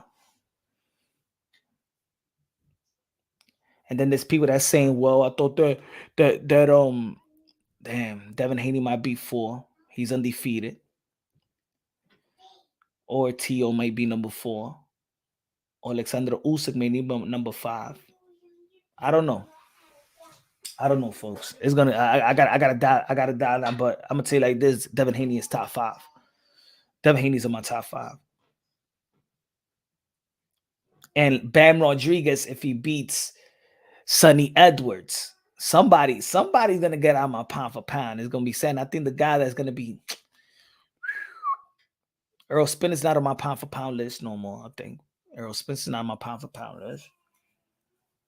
You know, with the winner with Tio, Josh Taylor's not on my pound for pound list. Errol Spence is not on my pound for pound list. Jamel Charlo with the loss with Canelo, but he moved 2 weight classes up. How far am I going to move? How far I don't think he could. Well, Canelo Alvarez didn't get on my pound for pound list when he lost to Bivol. Why should I take out Jamel Charlo on my pound for pound list? Because he moved up 2 weight classes and there to be great. Why should I take Jamel Charlo out? Shakur Stevenson, whether we like it or not, became a 3-division world champion versus Edo de los Santos. So, yo, it's gonna be tough. It's gonna be tough. I don't know how I'm gonna do it later. I'm gonna do a video about it later, but the name. Let me see that. I'm just gonna say the 10 names, not numerical. I'm just gonna say the 10 names: Crawford, Inoue, Usyk, Haney, Tio, Bam Rodriguez, especially with the son with Sonny Edwards, Shakur Stevenson. Who else, y'all? Help me out, y'all. Help me out. Yeah, we got 7. We got 7.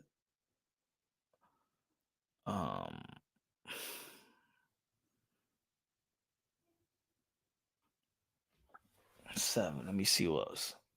Artur Beterbiev. 8.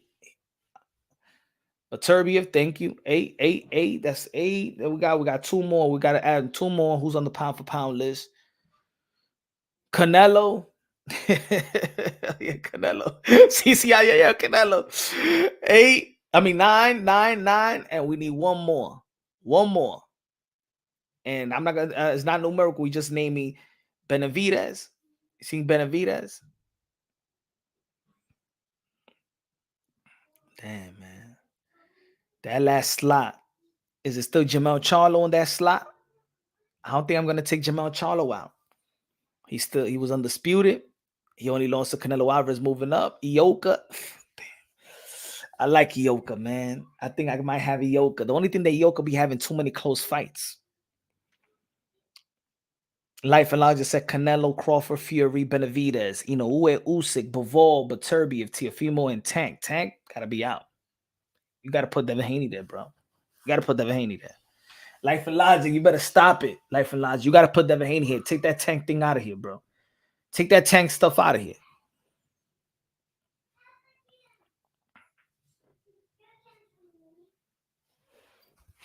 And Bivol, I mean, like Bivol, but what, he only got the same belt though. Like Bivol's in there just because he beat Canelo. That's it. And Canelo was the one that was moving up. Like what he like.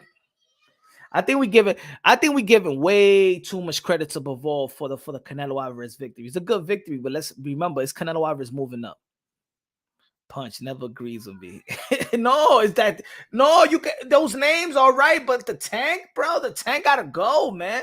Life and Logic. Look at your pound for pound list. You telling me that Devin Haney is not in there?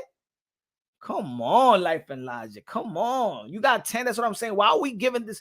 Yo, this is why Tank. This is why Tank don't he don't challenge himself, because people be giving him shit that he's extra credit like he don't deserve it. He don't deserve to be on the list.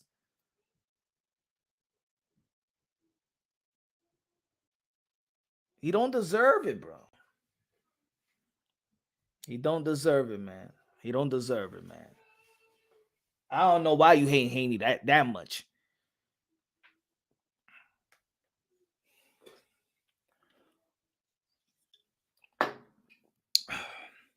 Bivol for Canelo as the boxer, not the puncher against a little guy. Yeah, I don't think that Bivol is on my pound for pound list. I don't think Bivol could be on my pound for pound list. That's not enough. Canelo victory is not enough. How do you think Tio should fight Haney? I think he should counter Haney off his back foot. He shouldn't be. It's going to be a tough fight. I mean, Tio had the best performance of his career last fight, and Devin Haney has the best performance of his career last fight. And that's how you build fight. That's how you make it a mega fight. Because now you got Tio with the best. Now, peep this. If Teofimo Lopez, he's not going to get Subriel Matias, right? Because Subriel Matias is not ready. But if Teofimo Lopez get an equally fighter, like, remember, if Teofimo Lopez gets Jose Ramirez at 140, who I see Jose Ramirez and Regis Prograis like this. As a matter of fact, Jose Ramirez, they both lost to the same guy, Josh Taylor. Teofimo Lopez beat Josh Taylor. So who's better, Jose Ramirez or Regis Prograis? I see Jose Ramirez just a slight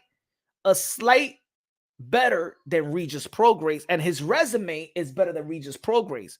If Teofimo Lopez beats if Teofimo Lopez beats Jose Ramirez, because remember, Regis Prograis did get the belt because it was vacant by Josh Taylor, and he fought Jose Cepeda. Well, guess what?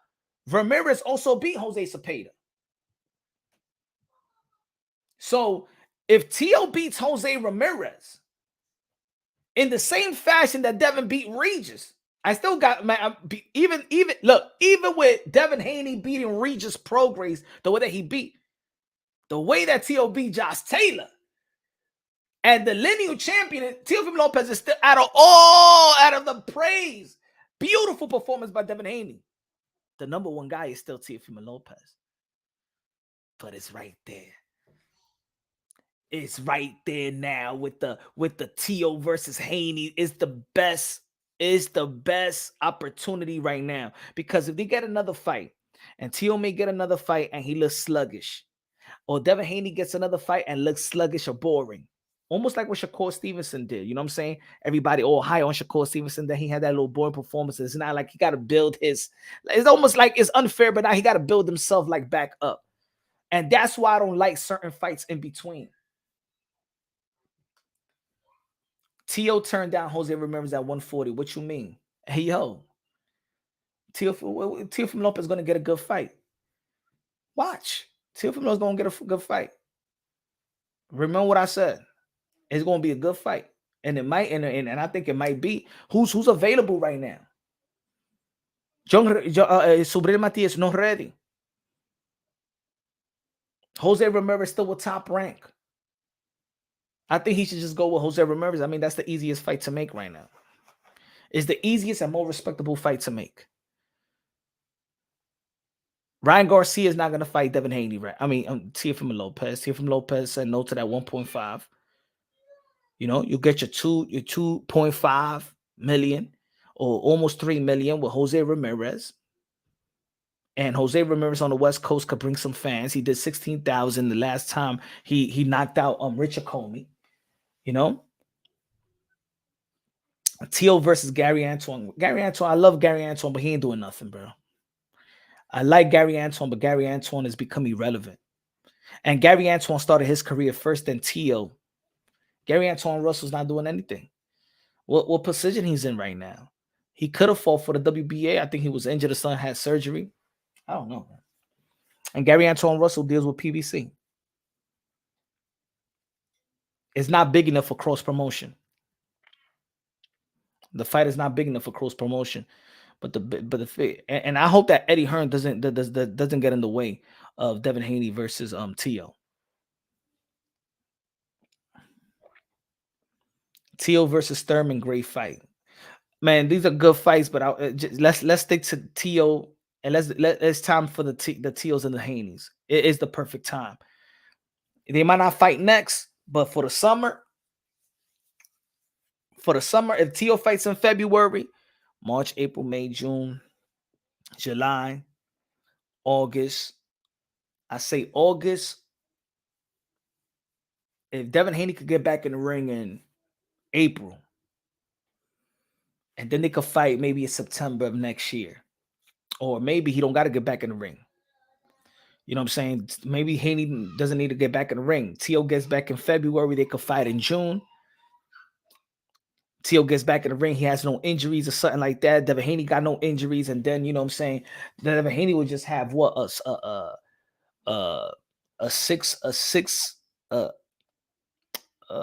7 months layoff. That's okay. Good looking out Life and Logic with a $5 super chat. You think Devin beats Tio? No. I still think that Tio beats Devin Haney. With the great performance of Devin the Dream Haney yesterday, I still think that the lineal champion Teofimo Lopez still beats Devin Haney. But I'm gonna tell you like this: it's gotten closer because he's shown me that now his power is real. His power is real. And you know what? You know what Regis Prograis said? Now I'm gonna tell you like this, folks. Regis Prograis said he was surprised with Devin Haney's power. And Regis Prograis is probably the first fighter that ever fought Devin Haney that said he has power. But guess what? My brother Henry La Bazooka Cedeño Martinez that I helped get signed sparred Devin Haney several months leading up to his Lomachenko fight. Henry La Bazooka Cedeño Martinez, I helped him get signed.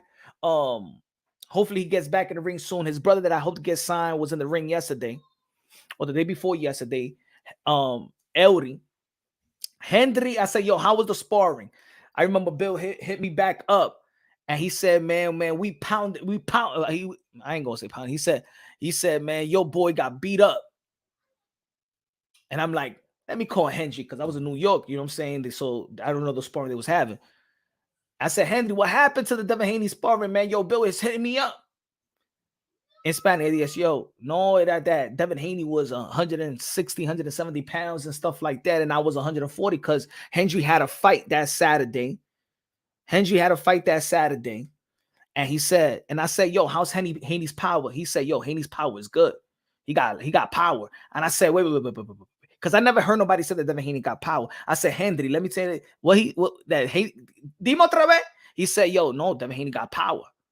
I said, Henry, do you know that you're the only guy that sparred Devin and stuff like that says that Devin Haney got power? He said, no, but he got power. So when he told me that, I'm like, you know, you can only respect what somebody that been in the ring with him says, right? So he was the first one that told me, nah, yo, because Henry and Devin Haney fought in the amateurs. They fought in the amateur. You could go watch it on YouTube right now. Devin Haney versus Henry Cedeno Martinez. And Devin Haney won a close fight. A lot of people felt like that Henry should have won and stuff like that, but most of the people loved the fight and they give it a standing ovation right there in DR.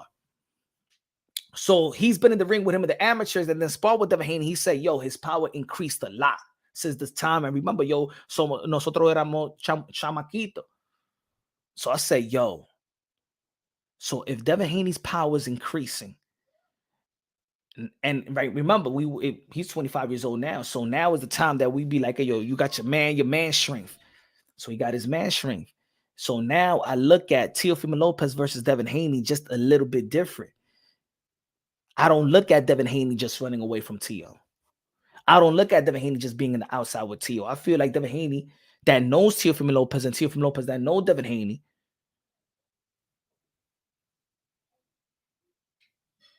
He said Fury can't even beat Teo Borracho eyes. Shit, Fury couldn't even beat Tyson Fury couldn't even beat Francis Ngannou, a guy that never boxed in his life. How about that, Bronx OG? Tyson Fury couldn't even beat a guy that never boxed in his life at the age of 37. Motherfucker learn how to lace up a boxing glove 6 weeks before fighting Tyson Fury, like 8 weeks. He didn't even know how to box. He didn't even know what 10 ounces felt. And got dropped by a guy that never boxed in his life at the age of 37. Actually older than Tyson Fury. Fury ain't no king. A king don't look like that. Rapstar Boxer said Fury is still. A king don't look like that. There ain't no damn king. He a damn queen. He's a drag queen. He's a gypsy drag queen Fury. He ain't do nothing. Got dropped by a novice. How you get dropped? Not even Jake Paul looked bad like that. Not even Jake Paul. Jake Paul is better than Francis Ngannou in boxing. Jake Paul is better than Francis Ngannou in boxing. Logan Paul, KSI has more experience. KSI has more experience than Francis Ngannou in boxing. KSI and Logan Paul has more experience than Francis Ngannou in boxing, and he beat up the Gypsy King. That's why the heavyweight division look dumb right now, dumber than ever.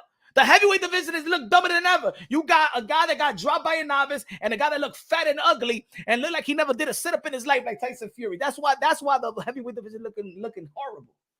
Because you got a guy that looks like he don't box, he don't train, he's just a fat blob, and then get knocked down by a novice that never boxed in his life. That even KSI know how to box better than Francis Ngannou.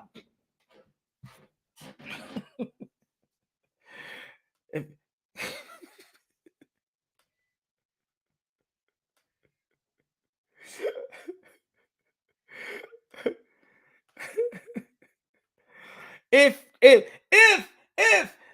Tyson Fury wasn't busy, dancing around like a ballerina, coming out to songs like Pretty Woman, walking down. If Tyson Fury was in the gym doing what he was supposed to do instead of doing this. Mira, estaba llena.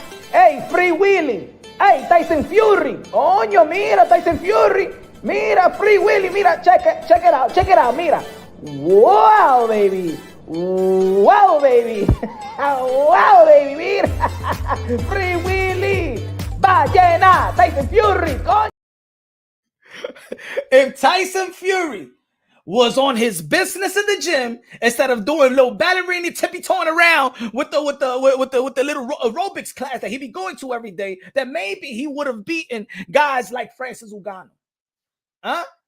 But this is what Tyson Fury is doing on his off time. When he's supposed to be in the gym and he tells Paris Fury, baby, I'm going to the gym. And he don't go to the gym. He goes to this. Mira esta ballena. Hey, Free Willy. Hey, Tyson Fury. Coño, mira, Tyson Fury. Mira, Free Willy. Mira, check it out. Mira. Wow, baby. Wow, baby. Wow, baby. Mira. Free Willy. Ballena. Tyson Fury. Coño.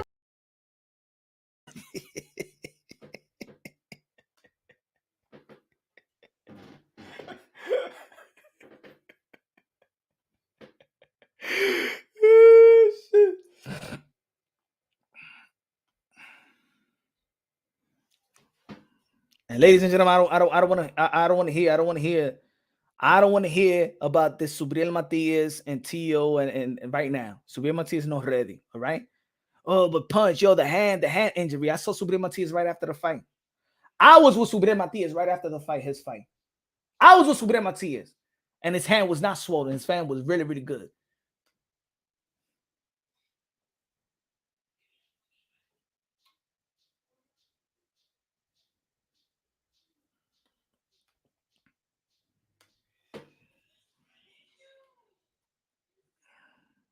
Perfect. It was not swollen at all.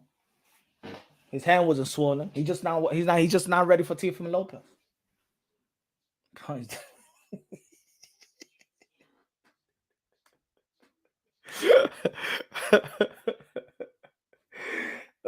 He was just not ready for Teofimo Lopez. Let's see what the people are saying right now. Let me see what the people are saying.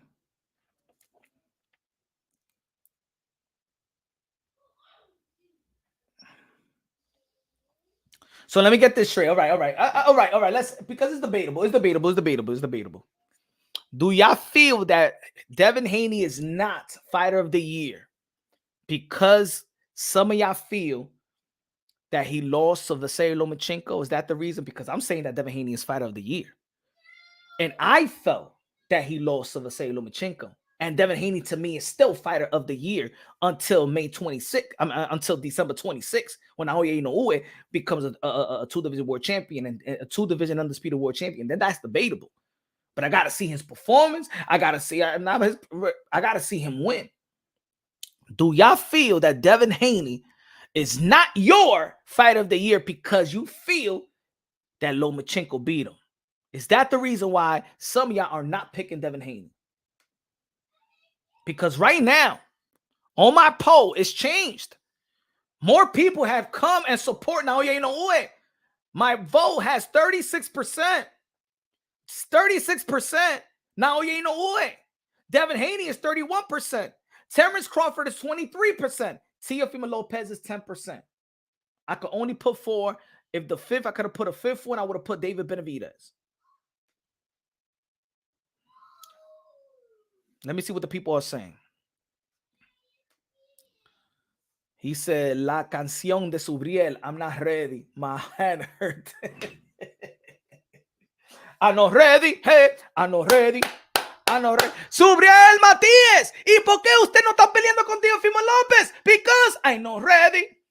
I'm not ready. Hey, I'm not ready. I'm not ready. I'm not ready. I'm not ready. I'm not ready. I'm not ready. I'm not ready. I'm not ready. Everybody, I'm not ready. No, I'm not ready. I'm not ready. I'm not ready. A pelear con Teofimo. A pelear con Teofimo.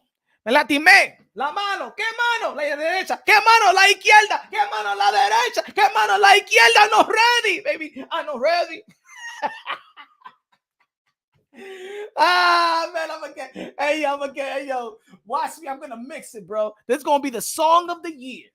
Subriel Matías. I'm not ready.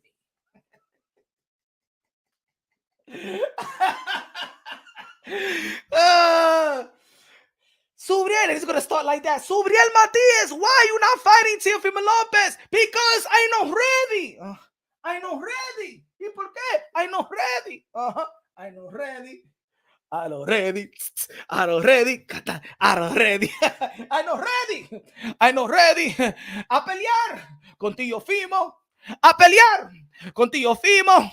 Me lastimé la mano. ¿Qué mano? La izquierda. ¿Qué mano? La derecha. ¿Qué mano? La izquierda. ¿Qué mano? La derecha? I don't know. I'm not ready. Let's go. Let's go. Yo, I'm gonna mix that. Yo, watch. You know, like yesterday before I went live, I went to SoundClick. I went to merengue instrumentals. I said, I'm gonna watch. This is gonna be the song of the year. Yo, Subriel Matias, people gonna be like, mira, nene, ponte dronky. ¿Te recuerdas cuando tú me diste esa entrevista a mí? Tú eras mi amigo. ¿Y qué pasó? No, ¿qué pasó? Ponte dronky boxing. Y porque ustedes me están diciendo que yo no era ready. Porque Subriel, hey, my friend, tú no estás ready. Pero mira, yo tengo la mano nacional, tú sabes, nene, tú sabes que yo no le tengo miedo a nadie. Dame a Teofimo López, coño, yo estoy preparado. Pero no, Teofimo López está preparado ahora.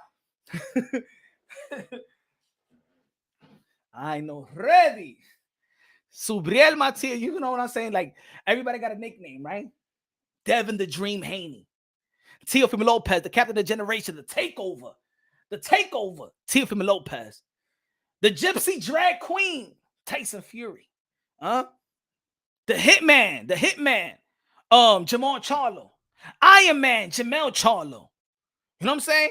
Canelo Alvarez, King Nelo, a.k.a. Cartelo, a.k.a. Cash Nelo, a.k.a. Payday, a.k.a. get the fuck out of here, man, Canelo Alvarez. Manny Pacquiao, the 8th Division World Champion, 5-time lineal, 12-time World Champion, the ambassador, the senator, the humanitarian, the greatest karaoke singer of them all. There you go, Manny Pacquiao. Bubba Subriel got a nickname. All them, hey, the Life and Logic, the David Benavidez, the Bandera Roja, the Mexican monster, the Ecuadorian monster, the Dominican monster. But Subriel Matias is Subriel, I know ready, Matias. Subriel Matias, a.k.a. I know ready.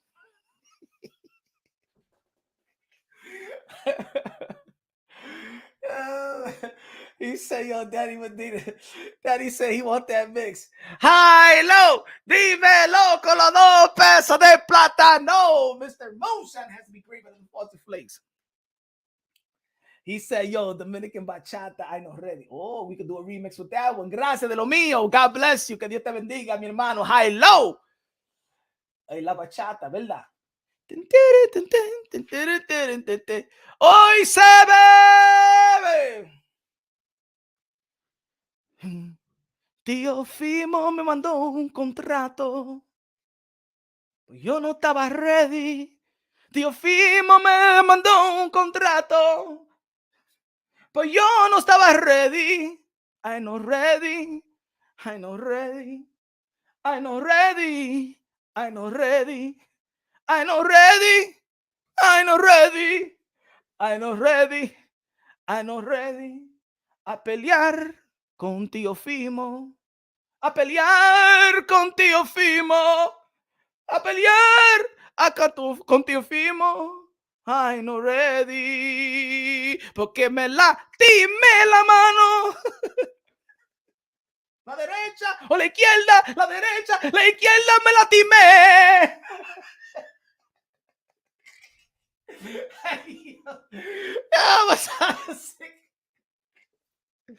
Me lastimé la mano. No estoy preparado para pelear a Teofimo. La derecha, la izquierda, la derecha, cualquier mano está relacionado. Oh man, I'm gonna do a fucking album. I know ready. I know ready. Hey, I'm gonna call Romeo Santos. I'm gonna call El Torito. Ayúdame a escribir esta vaina. Ayúdame el Torito. Bachateame, mamá. I know ready. I know ready. I know ready. Me lastimé la mano, la izquierda y la derecha. I know ready. I know ready.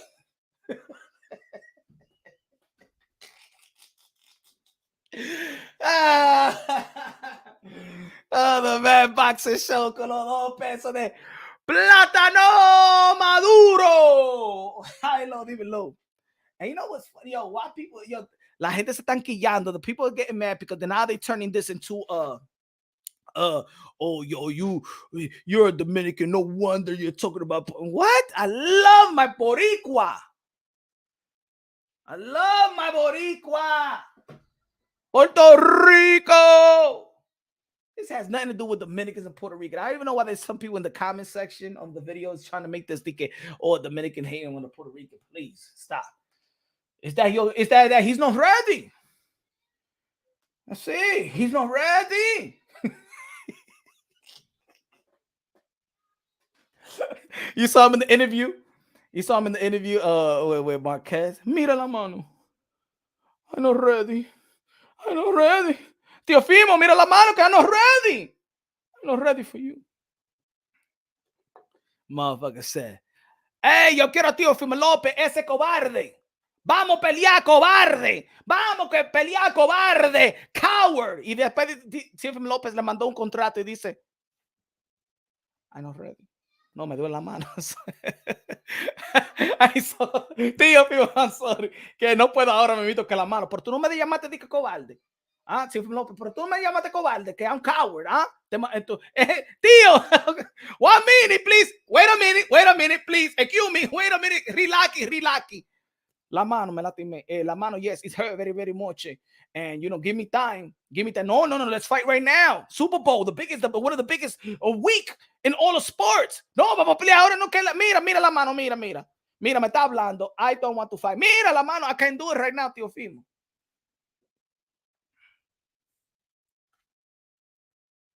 But I'm not ready.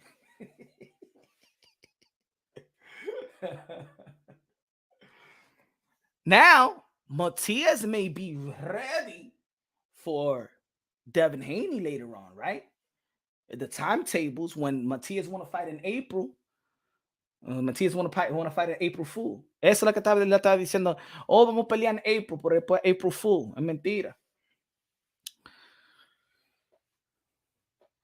Loma versus Piven. That's gonna be Loma versus Loma's gonna be fighting Cambosos. Le quitó la pelea a Chaco.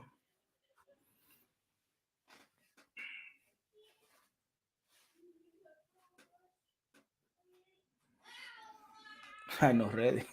Philip said, I'm not ready.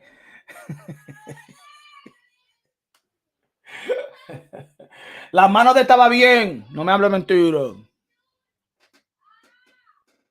Mira la mano, mi gente. Mira, esa mano estaba bien, mi gente. Mira la mano. Esa mano estaba bien. No me hable mentira. He not ready. I not ready. La mano estaba bien. La mano estaba bien. No me hable cotorra, que la mano estaba bien. What the fuck was this, bro? What the fuck was this? What the fuck is going on in boxing, bro? What the fuck was that?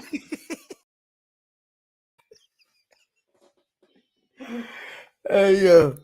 I want to know Senior's take on this fight because you know, my brother Team Lopez Senior, always critical of Devin Haney.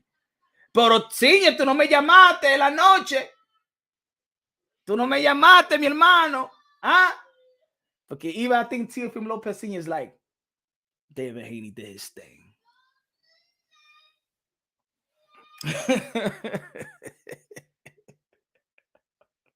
Yo, my brother. Hey, yo, my brother. I'm gonna tell you like this, man. Yo, Senior is like that without the camera. That's what it is, because that's what I'm cool with T.O. Senior, because he's not, he got no filter, and this is what you see is what you get. Yo, he is not this. Yo, I know a lot of people in the sport of boxing. They're not the people that they project themselves to be. T.O. Senior is that. T.O. is that. Yo, man, he's one of the funniest persons, man, I ever met, bro. And one of the coolest dude I ever met, too, man. He's one of the funniest and the coolest dude I ever met, man. What the fuck was this, bro? What the fuck was this? What the fuck is going on in boxing, bro? What the fuck was that?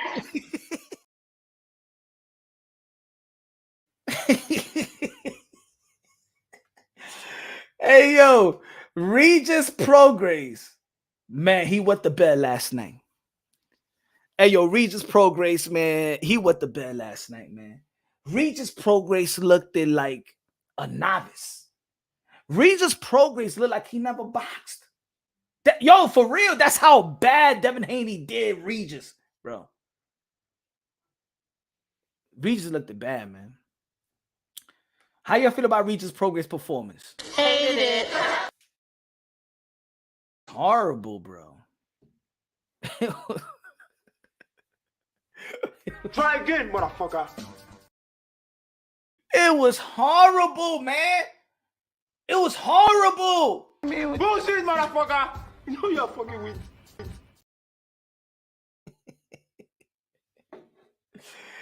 Hey, yo, man, Regis Prograis trainer, the instructions you gave him. You just should have gave him this. Hey, yo, Regis trainer, Regis Prograis trainer. Forget about the instructions. You should have done what Tito Trinidad's father did to him when he wanted him to do what he wanted him to do. You just should have gave Regis Prograis this to wake him up. The trainer of Regis Prograis, this should have been the instructions to Regis Prograis by round number 9. You know me? Oh! ¡Suéltate! ¡Despiértate, estúpido! ¡Vamos a pelear ahora!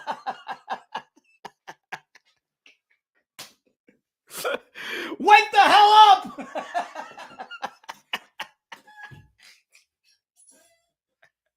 No era Pilo Poncho que tú le dices. He's not Pilo Poncho right now, stupid. Yo. He should have done what Tito Trinidad Sr. did to Tito Trinidad. When Tito was losing, his father would be like, hey, mira, cabrón, vamos a pelear. And Tito Trinidad would come out, end it with a left hook, knockout. Motherfucker gonna talk. Maybe the reason why that Regis Prograis, maybe he had his dad in the corner, goddamn it. Not to do that.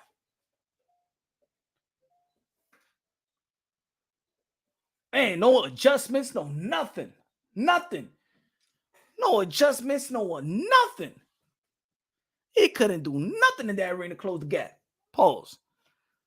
Should have slapped the ish out of him and do something, man, because your instruction ain't working. Shake him up. Regis, wake the fuck up. We in the 9th round, man. You haven't won a round yet. You can't even land a punch.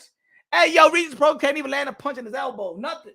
He couldn't even land a punch. You can't even. Hey, yo, Regis Prograis. Hey, yo, Devin Haney was so quick. Regis Prograis couldn't even step on his toes, and it was orthodox to southpaw. That's how good Devin Haney was. Because even in the southpaw versus orthodox, there is going to be time where there's going to be a headbutt, or there's going to be a time when you step on each other's toes. Devin Haney was so good. Devin Haney was so good. So come on, we know boxing, y'all. We know boxing. When it's orthodox versus southpaw, at one point in the 12-round bout, there's a clash of headbutts, or there's somebody stepping on somebody's toes. Let's be real, right? Come on, give me a yes. Come on, participate. Let me know that I know what I know. Orthodox versus southpaw. In a 12-round bout, there's going to be a time when there's a headbutt or somebody is stepping on somebody's toes. That's just boxing, southpaw versus orthodox. It happens all the time. It don't matter. There is going to be watch the toes. There's a clashing of the headbutts. That doesn't mean there's going to be a cut, but there will be a clash of the headbutt. Am I right or wrong? But Devin Haney's footwork was so good. Hey, yo, remember I was doing it live, and you know how Kyle be like, yo, Devin Haney with a good jab right there. Oh, baby, he would go Regis Prograis. Devin Haney with another good jab. Oh, yeah. Oh, Devin Haney with a left hook. Oh, look at the uppercut. Devin Haney go for. It got to the point when I was doing the live commentary. I think after the 9th round, I couldn't count no more for Regis Prograis. I don't think that Regis Prograis landed any punch after the 9th or 10th round. He didn't land nothing. I couldn't even see. He didn't land nothing. That's the testament of the defense of Devin the Dream Haney. And look, I always say, guys, let's wait on it. Let's wait on it. They're still young. They're still young. Minimize the critique. Let's minimize the critique. That's what the only critique I had of Devin Haney, other than the email champ, the only critique I had of Devin Haney was his entertainment value in the ring, that he was a boring fighter. But I never said that he was a bad fighter. I never said that he's not a winner. I never said that he can't outbox somebody, that his technique is flawed. Never spoke about his technique. I always said that just Devin Haney is just boring compared to his contemporaries. Era aburrido. But he got skills to pay the bills. But now he's sitting on his punches in his last 3 fights with George Kambosos, especially in the 10th round. Even when he fought Jorge Linares, he was sitting out on the punches. I liked the way that he finished his fight with Jojo Diaz in that 12th round. The way that he was fighting for Lomachenko, the body work, you had to sit down on your punches in the middle of the ring. He was not tippy-toeing around the ring. And then this fight right here, Devin Haney is not boring.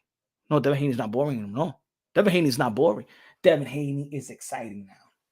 And you know what's exciting is that he implement the power. Now, everybody's mind is, yo, Devin is, that's what it was. Is that he was on 135 too long. Damn, that's what it was. CCI in the building with a Lopez for the super chatty party. Good looking now. Got to fight Devin like Maidana fought Broner. Nah, I'm gonna tell you like this: Devin Haney versus Teofimo Lopez is gonna be the ultimate chess match. The ultimate chess match.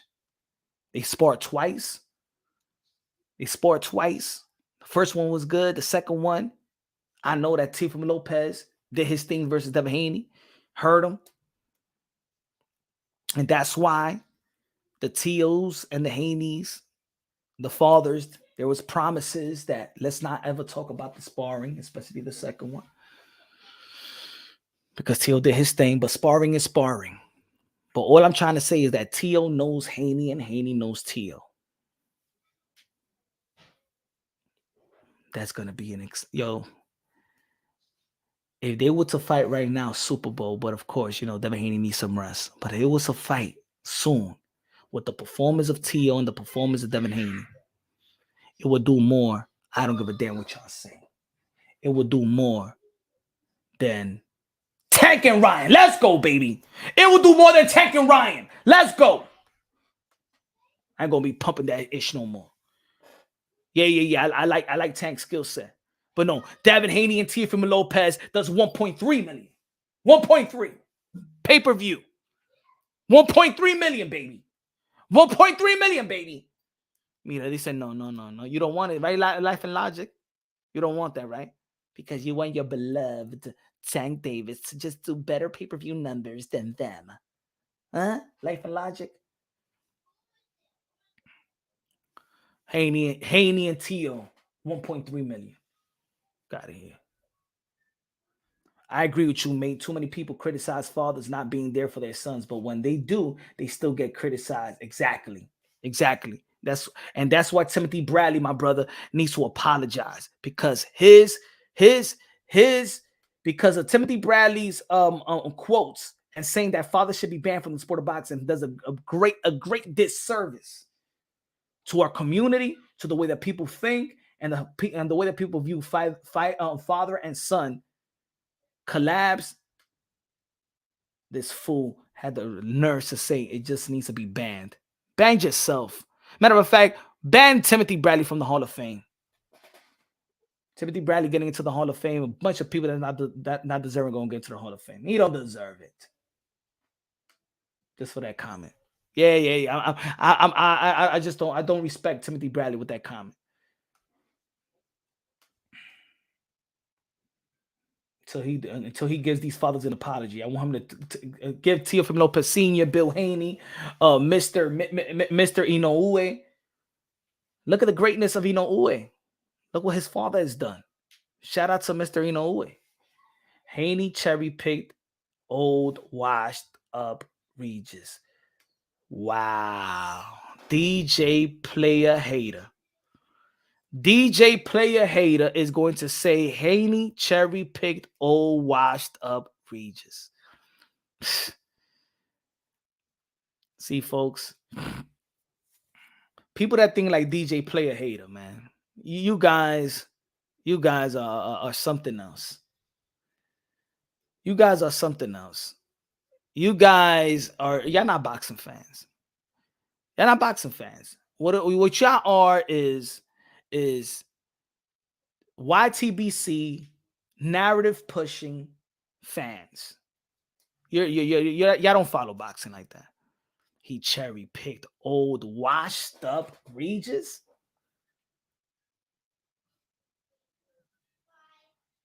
That just became a champion when he beat Jose Cepeda and just fought and had a iffy performance, just like every other fighter has done in their career, had an iffy performance versus somebody that they should have never had that type of performance. So you want to take Devin Haney's away to say now he cherry picked a washed up Regis, an old washed up Regis. Regis is 34 years old. Let me see if he's old. He said cherry picked old washed up Regis. Ladies and gentlemen, who is pound for pound number one? And can anybody tell me how old is he? Name me your pound for pound. What's your number one pound for pound? DJ Player Hater? Oh, now he washed. No, Devin Haney washed him. That's what it was. Now he washed up. Is Devin Haney washed up? Nah, Terrence is 36 years old. So the pound for pound number one, and they had the performance of the year, is only 36 years old. Alexander Usyk is what, 38 years old? It's just now that Teofimo Lopez has led this generation into a new era alongside with Devin Haney and Shakur Stevenson and Bam Rodriguez. The four horsemen. If we're talking about the four kings, in my opinion, my four kings of this new generation, my four kings is Teo, Haney, Bam Rodriguez, and Shakur Stevenson. My four kings of this young generation. Regis 34, but wash punch. Come on, man. Come on, DJ Player Hater. Come on, man. Why the first thing you had to do? Why are you taking this victory away? Why we do that in the sport of boxing? Because if Regis would have done his thing, it would have been it would have been that he was washed and all that. He's 34 years old. Haney washed Regis. It's not that Regis was washed up. It's that Haney washed him up. That's better.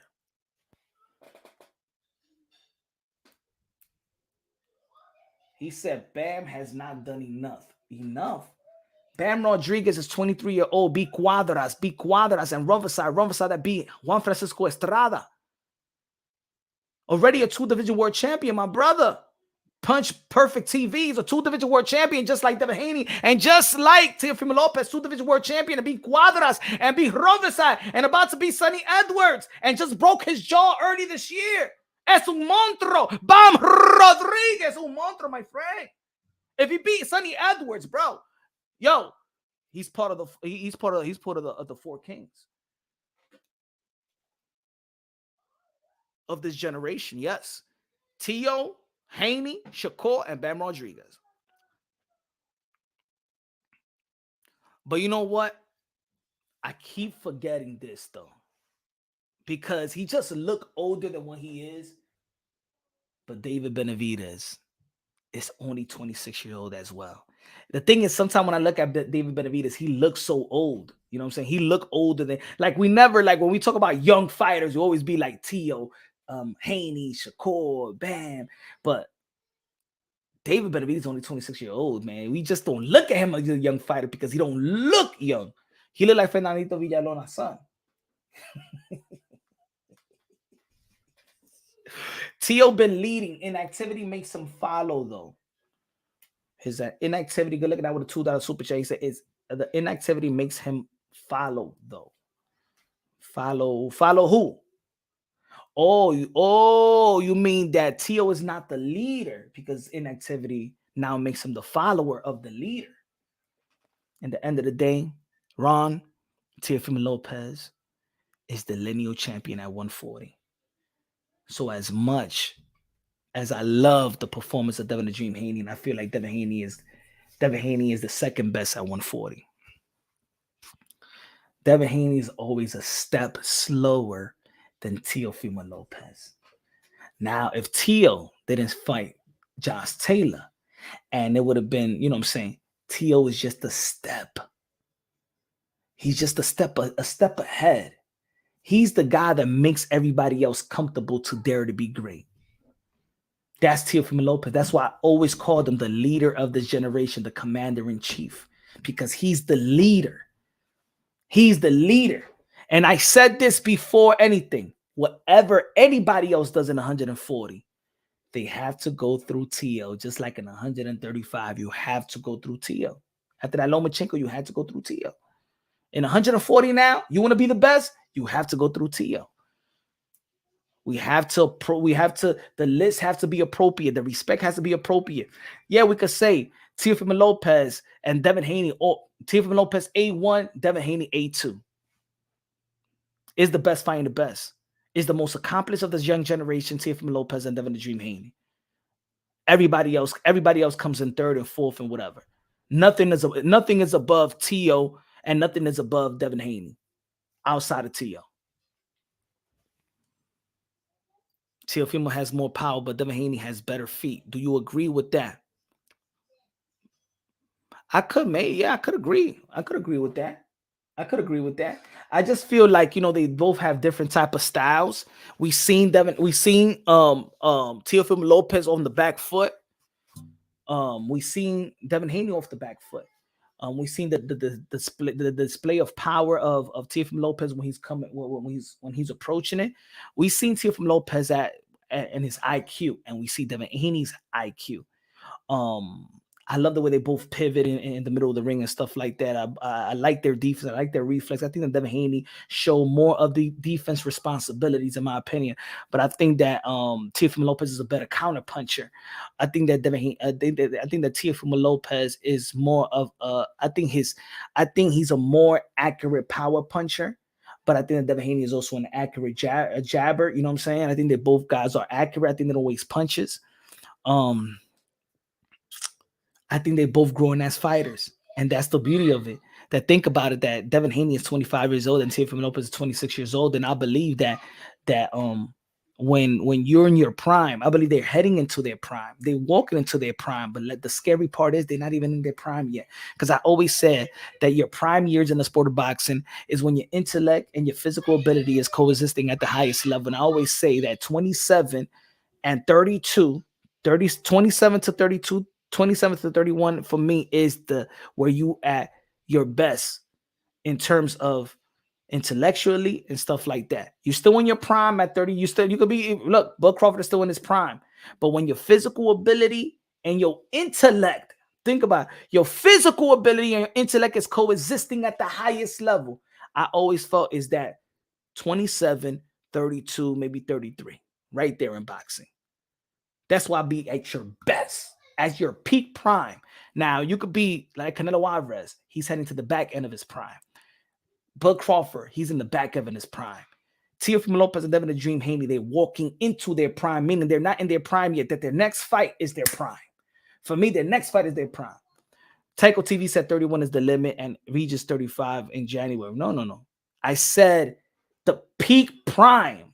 I didn't say that's the end of the prime. Canelo Alvarez is in the back end of his prime. Bud Crawford, in the way that he's performing and take care of his body and has no wear and tear, is in the back end of his prime. But he's still in his prime. If you ain't take no beating, you ain't never winning a war. You ain't never go to war. You know what I'm saying? You can still perform at the highest level. Cotto, Manny Pacquiao at the age of 33, 32, they're still performing at the highest level. Floyd Mayweather made his adjustments after 32, 33 years old. Now, if you win a war like Oscar De La Hoya early in his career, fighting the Julio Cesar Chavez and fighting the Trinidads and fighting the I Cortez and the Shane Mosley. By the time he reached 32, 33, 35 years old, that's it. He's old because he fought the best after the best after the best, war after war, rematches and stuff like that.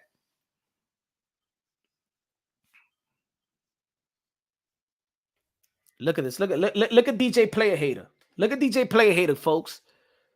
Come on, DJ Player Hater. Why you gotta play a hate like that? Player Hater. Turn your ass around, turn the head round. Lay on the ground. You've been robbed. Wake up, wake up. You know you mean this money, and you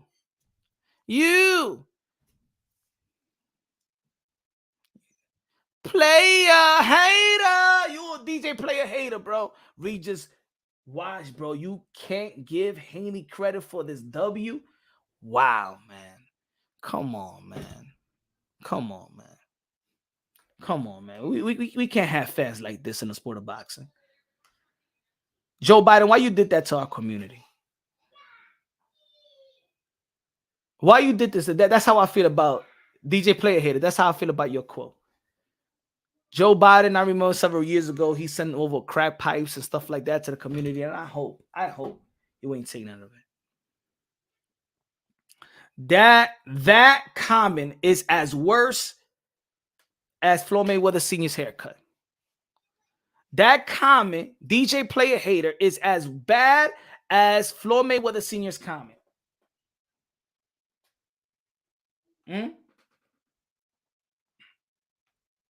That comment is worse than Floyd Mayweather Sr.'s haircut, ladies and gentlemen. I'm a real boy. Stop lying, DJ Player Hater. Stop lying, DJ Player Hater. Stop lying, DJ Player Hater. Stop lying. You's a liar.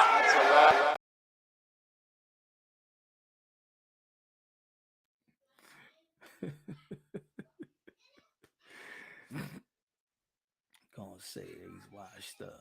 Stop it, man. Stop the nonsense.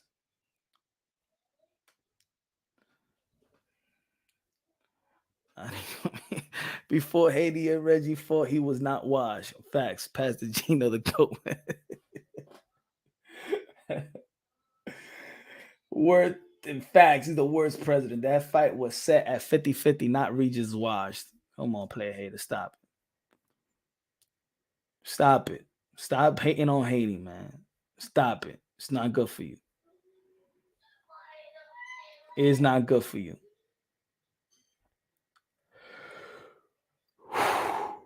You guys just can't handle that Devin Haney. You can't handle the truth. That Devin Haney has proved a lot of people wrong.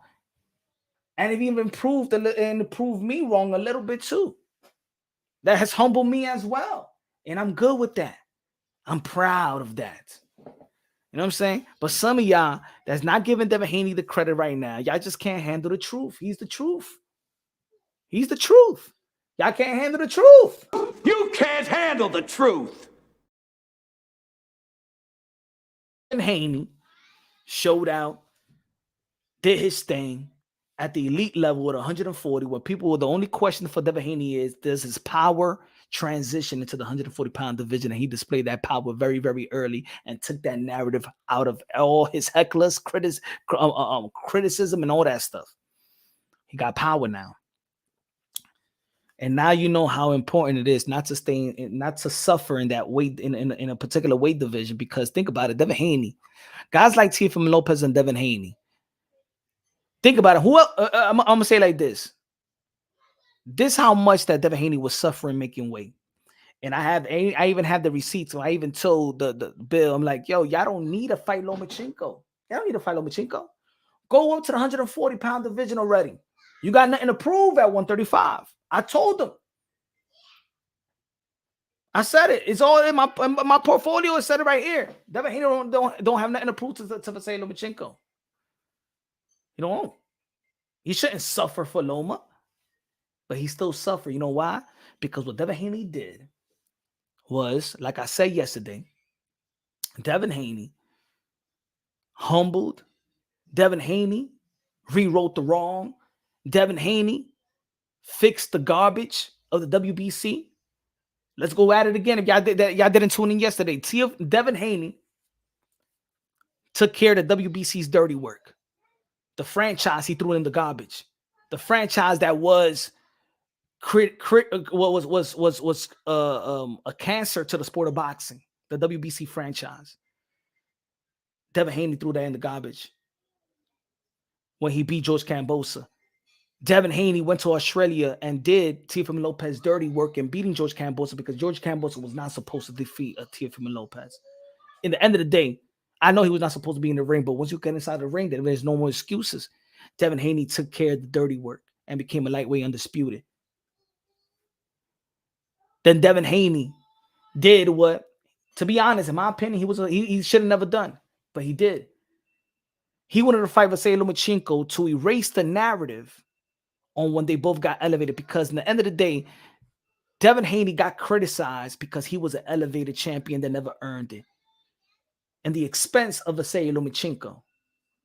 So let me get Vasily Lomachenko and let me show the world that if he would have gave me that opportunity before we both got elevated, I would have done the same thing. I would have beat him.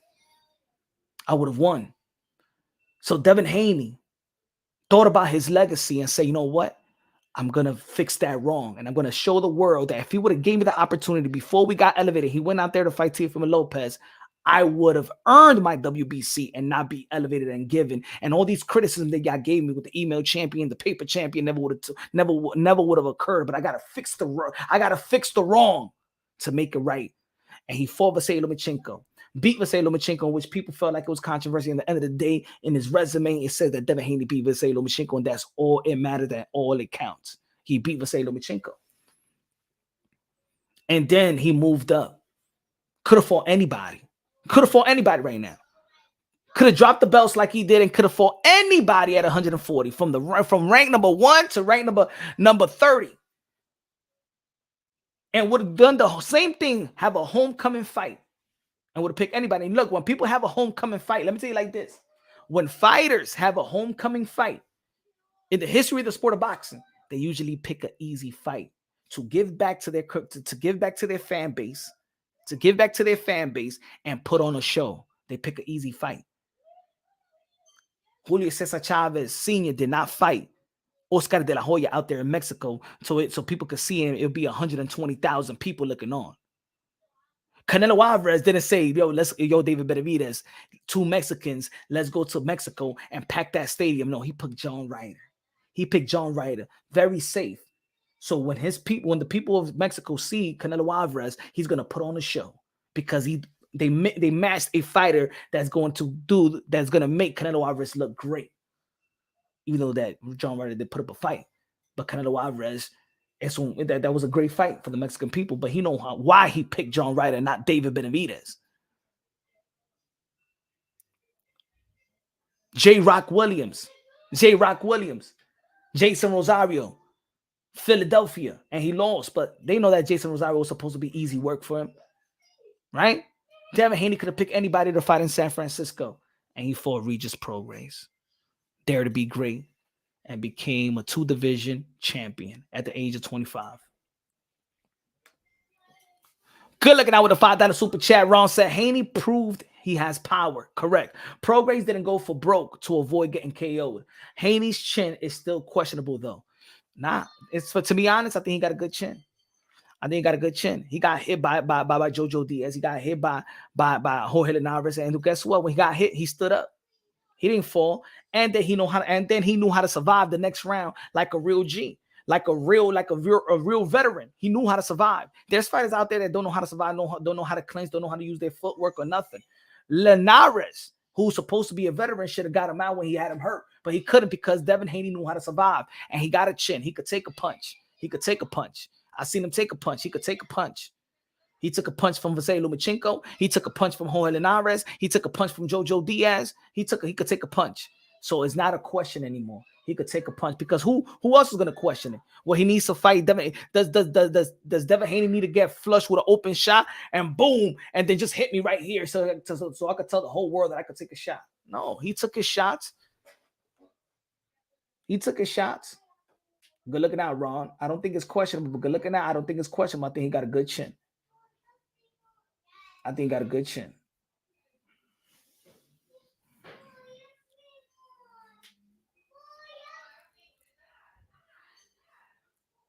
He said, Regis, look at Life of Logic. Look at Life of Logic. Look at the haters. Look at DJ Player hater. Look at Life.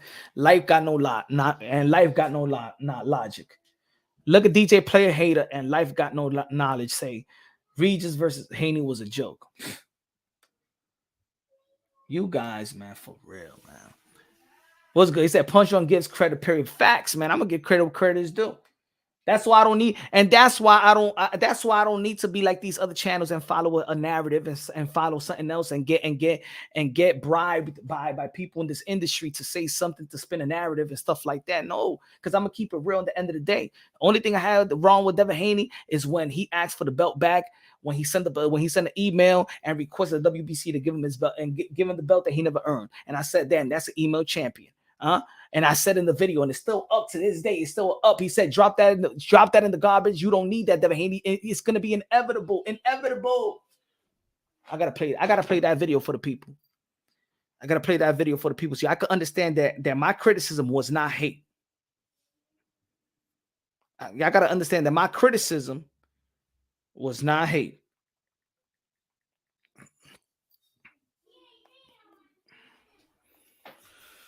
Hold on, folks. Let's play. Let's go back to the receipts. Let's go back to the receipt. Let's go to the receipts.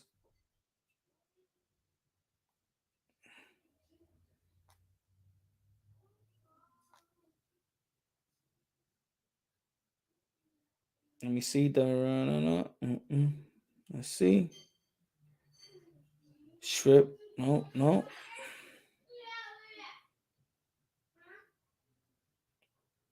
Look, 4 years ago.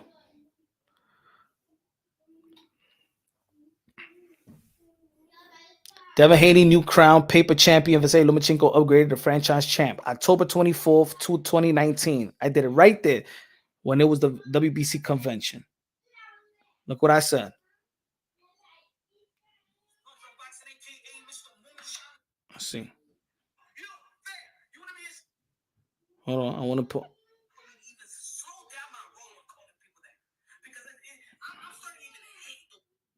Hold on.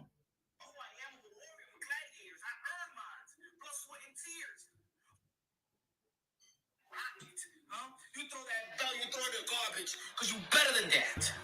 You guys are better than to accept that garbage. Don't give me no handout. You know who I am? I'm a warrior. I'm a gladiator. I earn mine. Blood, sweat, and tears. Hard work, dedication. But no, everybody is getting a gift right now. Early Christmas, Everybody accepting the gift, Am I blowing things out of proportion? Let me know, my family. Let me know, brothers and sisters. Am I blowing out the potential? He was the mandatory. He's the potential to be the mandatory challenger for Vasily Lomachenko.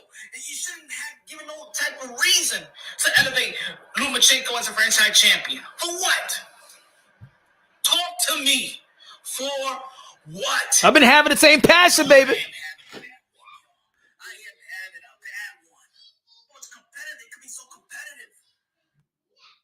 Hold on.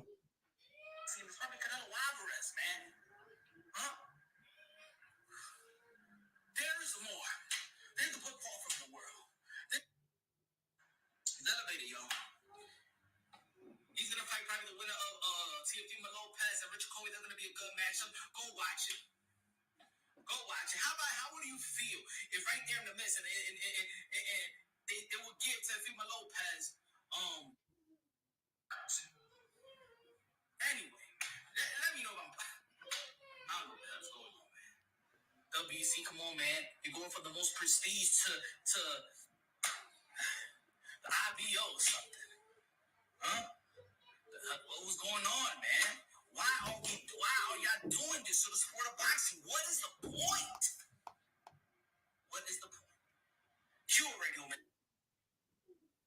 I was saying the Devin Haney and this, throw it in the garbage.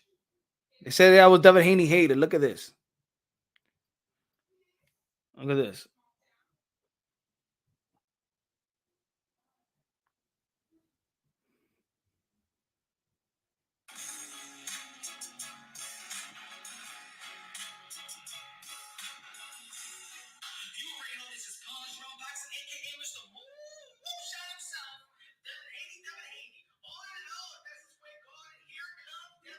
New York City, September 13th. If you haven't grabbed your tickets, go to Ticketmaster. You already know, get your tickets. Matter of fact, look at when I subscribe to the Zone.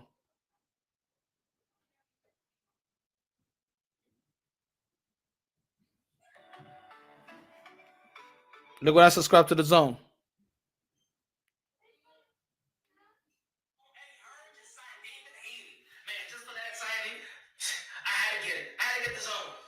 Listen what I'm saying. Listen what I just said. Listen what I just said. The reason, not Canelo, not even Anthony Joshua. Look at the reason why I subscribed my whole year to the Zone. Listen to what I said right here. Y'all can go watch the video. This was May 2019.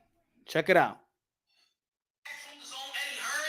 Devin Haney. Man, just for that signing, I had to get it. I had to get the Zone.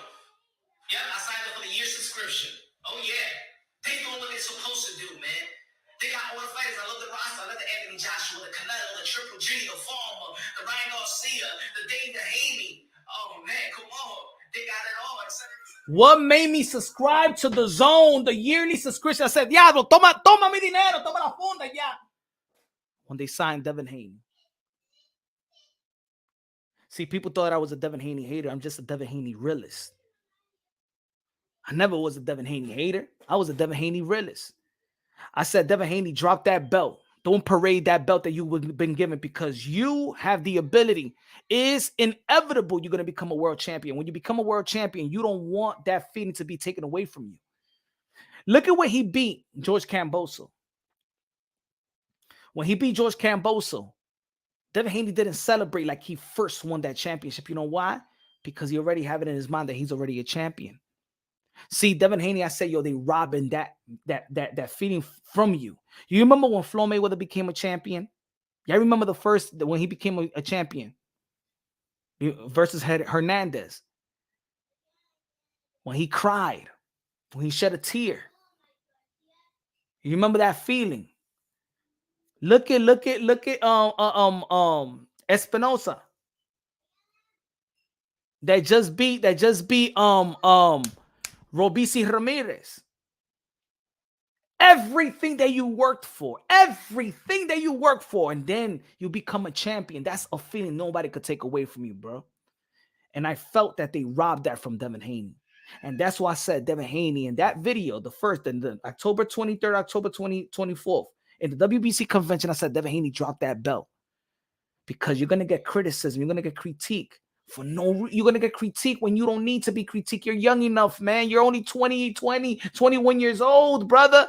It's inevitable you're going to become a champion. Don't let them take that glory away from you, because that's the glory that you wait on. That's like graduating college, nobody could take that away from you.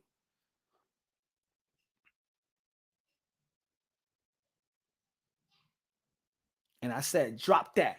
Put it in the garbage. You don't need that, Devin Haney. Send a message to the belt federations that that's not the way that you want it. That you want blood, sweat, and tears. You want to earn it. You want to earn it in the ring.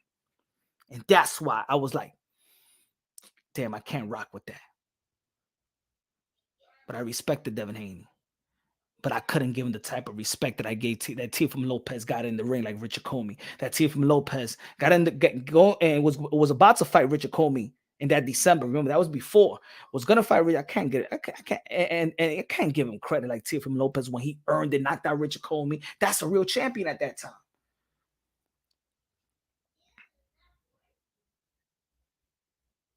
And then his performance after that versus Santiago was boring. And then Gamboa was boring. You know what I'm saying? So I'm like, oh, well, you're not even putting weight on that belt. But I know that he was good. I know. That's why I even the first time I subscribed to the Zone was because of Devin the Dream Haney. Sasa super sticker. My first media press conference. The first time I went to do media work was Devin. I'll show you right here, brother. That's how much I respected Devin Haney. I was a fan of Devin the Dream Haney as well. My first media. Covering. That was my first media, folk. Look, Devin Haney, that was my first. That's when I first started. That was my first ever media.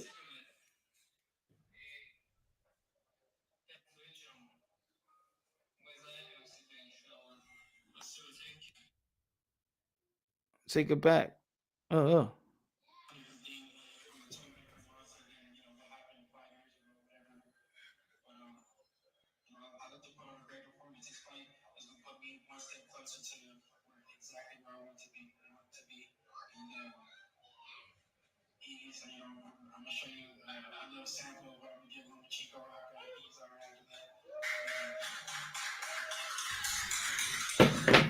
Got receipts for days. I was never a hater. See, now these other channels that never would look, the channel that wasn't here. So for the Bills and Haney's, let's not forget, I was just the realist. But I was not going to be bought either to spin no narratives. I was not going to be persuaded to say things that is not real. In the end of the day, I was rocking with the Haney's. Just like I was rocking with Tio. Just like I rock with Ryan Garcia. Because I was following these guys in the amateurs. Tio's my guy. But I respected Devin Haney. I respect Devin Haney. But Teofimo Lopez always been the guy. The special one. The one that was the that won the U.S. Olympic trials. The one that has speed and power. The one that beat the only guy that beat Vasily Lomachenko in the amateurs. Remember, Vasily Lomachenko only lost one time. Teofimo Lopez beat that guy. And since then, since before pro, I said Teofimo Lopez is the man. Good looking out, Cesar, with a $2 super sticker. Good looking out, my brother. Life and Logic, why were you and Senior feuding for a minute? Because I was real. With Senior, because I was real. Because after the Camboso fight, I'm like, don't worry about it, brother. Oh no, don't worry about it, man. We know the condition that your son got in that ring. For me, I even told T for me, that was I'm more proud of Teofimo Lopez on the Camboso fight than even the Lomachenko fight. He showed his heart out there. He was crazy, bro. That showed me that Tio is just not only a champion, that Tio is really a crazy mother effer. Not only that Teofimo Lopez, there's fighters that be like, they know there's a possibility to die in that ring. Teofimo Lopez is that guy. He's ready to die in that ring. I know this for a fact. I know that for a fact. He's willing to die in that ring, bro, and be happy with it. I mean, that was before he got his son, so you know what I'm saying? But he happy, bro. So he was like, come on, Moon, come on, yo, they took it from us. We won 11-2, man, Eddie Hearn and stuff like that. I'm like, man, no, no, man. It was a tough fight. I didn't say he lost because, to be honest, I had that fight a draw. One judge had it Teofimo Lopez winning. So a split decision win, you know what I'm saying? And I didn't think that I really didn't think Camboso took it from the quote unquote the myth that people use. You got to take it from a champion. Camboso did not take it from the champion. Not in my opinion. Just like I don't think that, even though I may feel that, hey, Devin Haney probably won, but I don't think that Lomachenko took it from the champion. In that sense, I don't think that Lomachenko took it from a champion. And I don't think that Camboso took it from a champion either in Tio.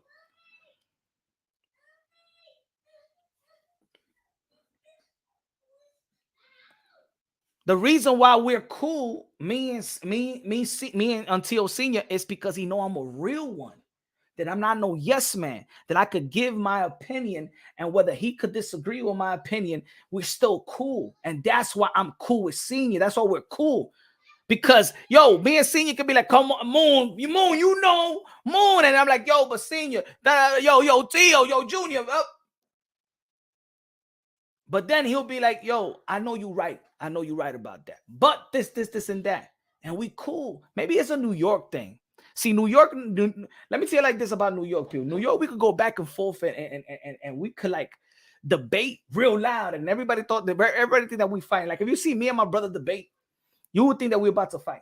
Me and my father, we the same thing. We debating politics and stuff like that.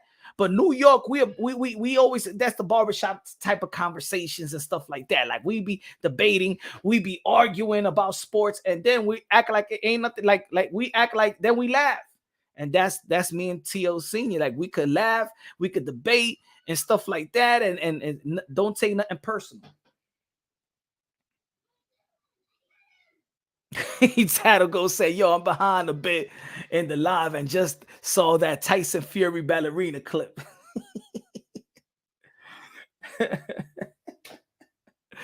Ishmael Barrasso Boxer said, yo, all roads lead to Teofimo Lopez. Of course, you already know all roads lead to Teofimo Lopez. If you want to be the best, all roads lead to Teofimo Lopez.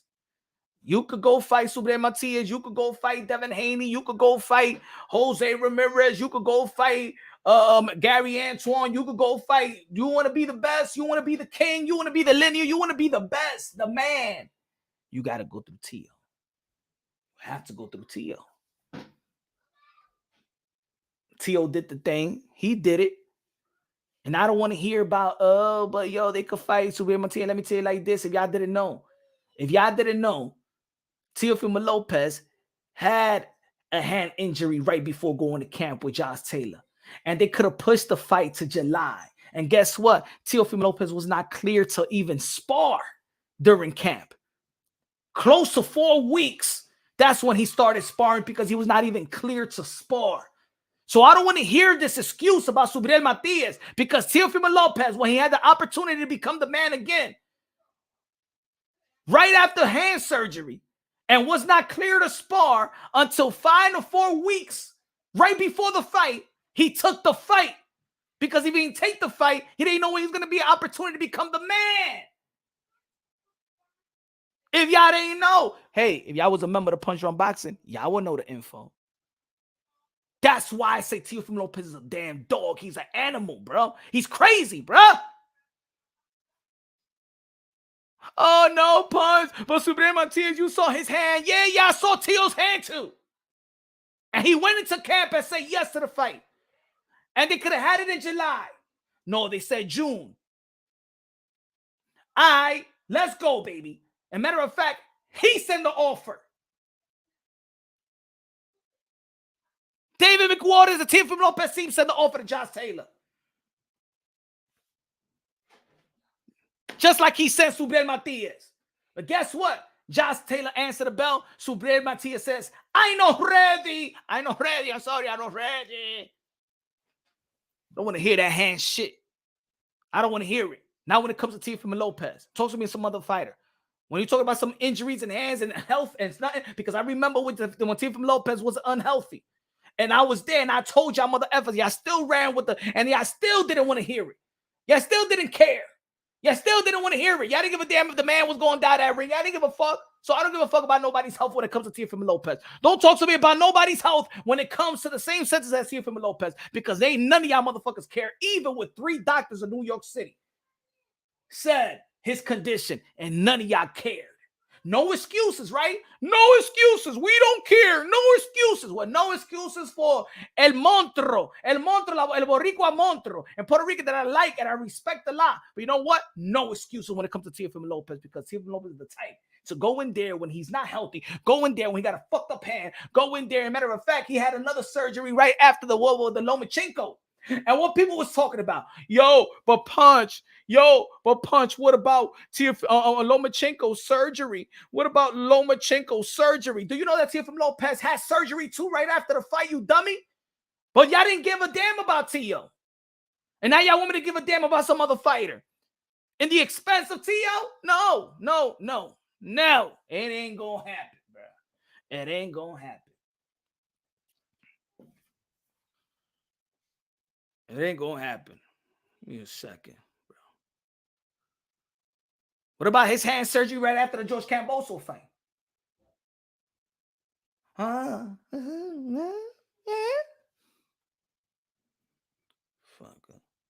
I ain't give no slack on T.O.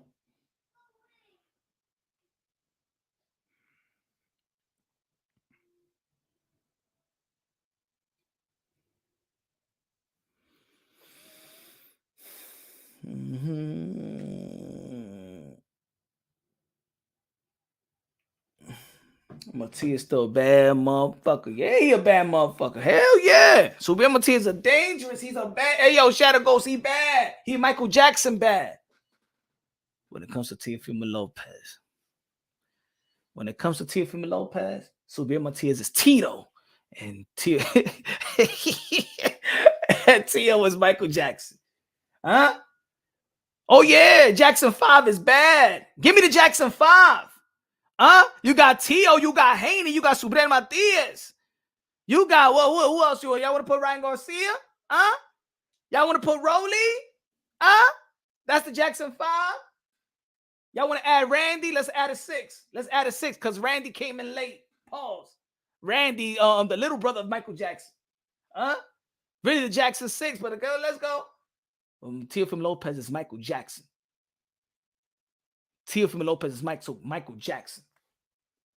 And Devin Haney is Jermaine Jackson.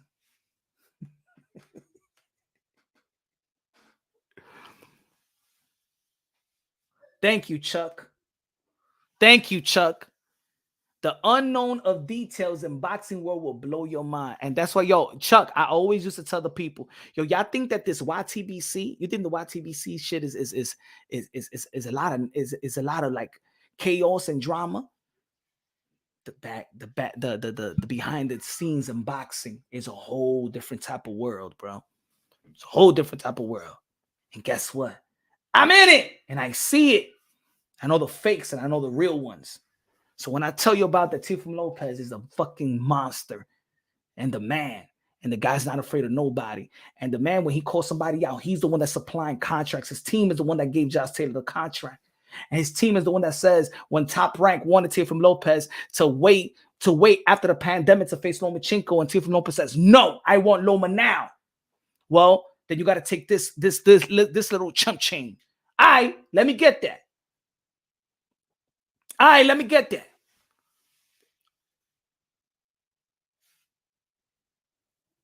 Why you think I don't? Why you think I'm like I can't critique a David Benavidez when it comes to Canelo Alvarez? Because I know for a fact that David Benavidez and his team offer Canelo Alvarez and send him a contract with $50 million, and I confirmed that with the president of the president of Showtime, Steven Espinoza, that was backed up by Showtime and PBC. Canelo Alvarez later on decided to take the 3-fight deal instead of that one-off with David Benavidez, that $50 million guarantee. So he chose to face Jermell Charlo rather than David Benavidez. Those are facts. Those are facts. Y'all don't like the Demetrius Andre fight with David Benavidez? Well, if Canelo Alvarez would have fought David Benavidez, it wouldn't have been a Demetrius Andre and David Benavidez. And also, Demetrius Andre was in contracts and negotiations with Jermall Charlo. Jermall Charlo backed up. And then they was going to go into negotiation with Caleb Plant, and Caleb Plant says he needs a tune-up. So, and then David Benavidez, after the Canelo Alvarez thing, was in talks with Jaime Munguia. Jaime Munguia backed up. So it was only Demetrius Andre looking at David and David looking at Demetrius Andre, because those are the only ones that wanted to fight. Nobody was ducking.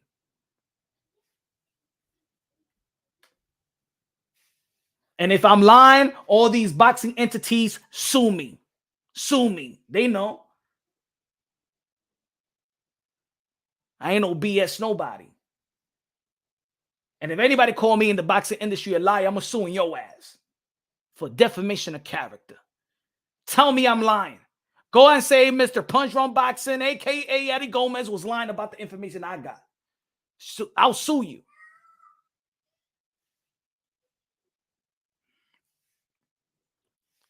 What do you think? Remember, Top Rank, the meeting with Top Rank and the Haneys. What do you think? Where do you think it came from? Who told you months before that? Bob Arum said in October. I told you in June. I told you June 18th about the meeting that was supposed to happen on Tuesday of that week. Please, man. I know my issue around this in this community. That's why they be like, ese tigre loco, este tigre loco. Ese tigre loco, Ponce Dronking. Yeah, he's crazy. He's crazy. No, because I'm real. I'm too real in this boxing industry that's too fake. So the real ones are the ones that don't let them in the arena. No let them meet a credential, because a tigre, no.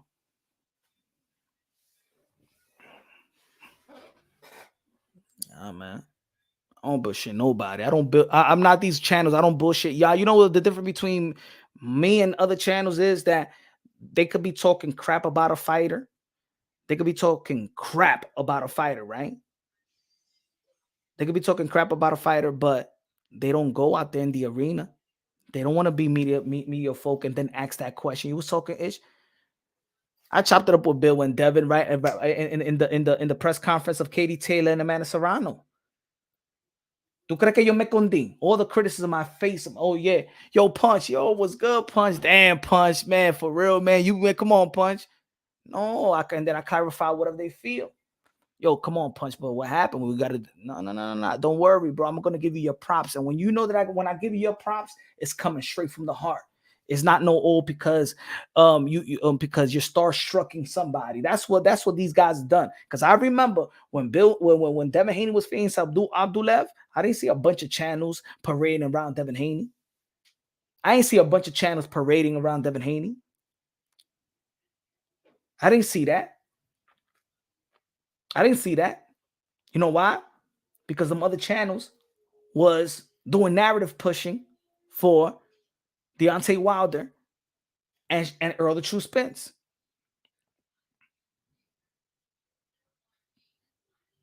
Yo, Punch, you with DH? Nah, man, I'm with y'all. I'm with everybody in boxing.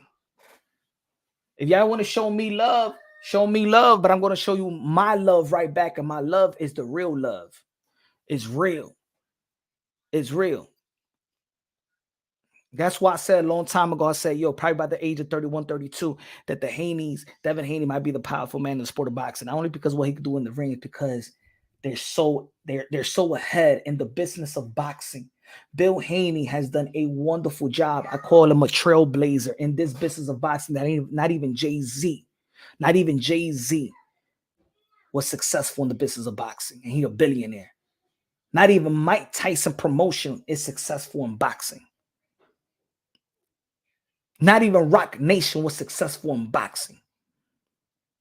What Bill Haney has done and the negotiations that he has done and the way he's captivated the attention and his promote. And you know why Devin Haney is like that? Because Bill Haney is doing what other promoters has forgot to do. Promote. Bill Haney does the groundwork promotion. He's old school groundwork. He's like you remember back in the days when you used to get the posters, hip hop posters, album is coming out, and that poster's in front of your grocery, your deli, all over the neighborhood, around the light poles and stuff like that, the traffic light poles and all that stuff. That's Bill Haney, what he does right now. And Bill Haney will go to your channel, his channel. Even if they don't support his son, he's going to this channel. So by the end of the day, this channel's talking about Devin. This channel's talking about Devin. Aki TV's talking about Devin. Dante Boxing Nation talking about Devin. The Boxing Voice is talking about Devin. The LDBC is talking about Devin. The new media is talking about Devin. The other little channels talking about Devin. And then by the end of the day, by the end of the week, everybody got Devin Haney's name in their mouth in the YTBC, in which that keeps boxing alive. Bill Haney is one of the smartest dudes I ever met when it comes to the sport of boxing. That's why Devin Haney is where he's at. It was not Ryan Garcia, the best social media sensation. It was Devin Haney. Go do your homework. Devin Haney was the first social media sensation. Devin Haney was the first YouTube social media sensation. Go do your homework. Devin Haney was getting props from Floyd Mayweather before Floyd Mayweather was giving props to Gervonta Davis. Go look back at the buildup of Devin Haney of Floyd Mayweather versus Manny Pacquiao. Go look back. Jackie Hernandez con los 10 pesos de Super Chari Chari Parique. Jackie.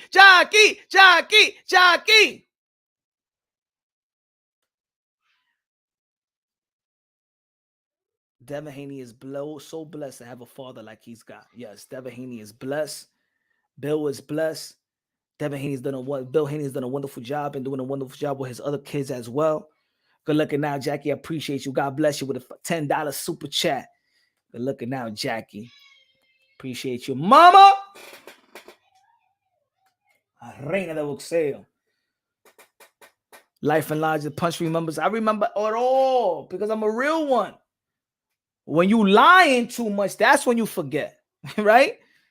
I remember everything, bro. I remember everything, man.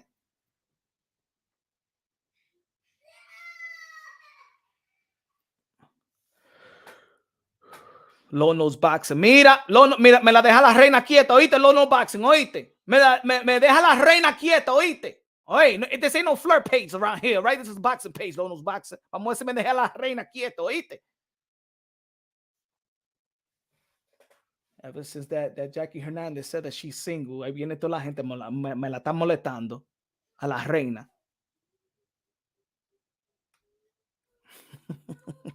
I took my kids out the ghetto to be college grads, so up to Haney. Shout out to CCI.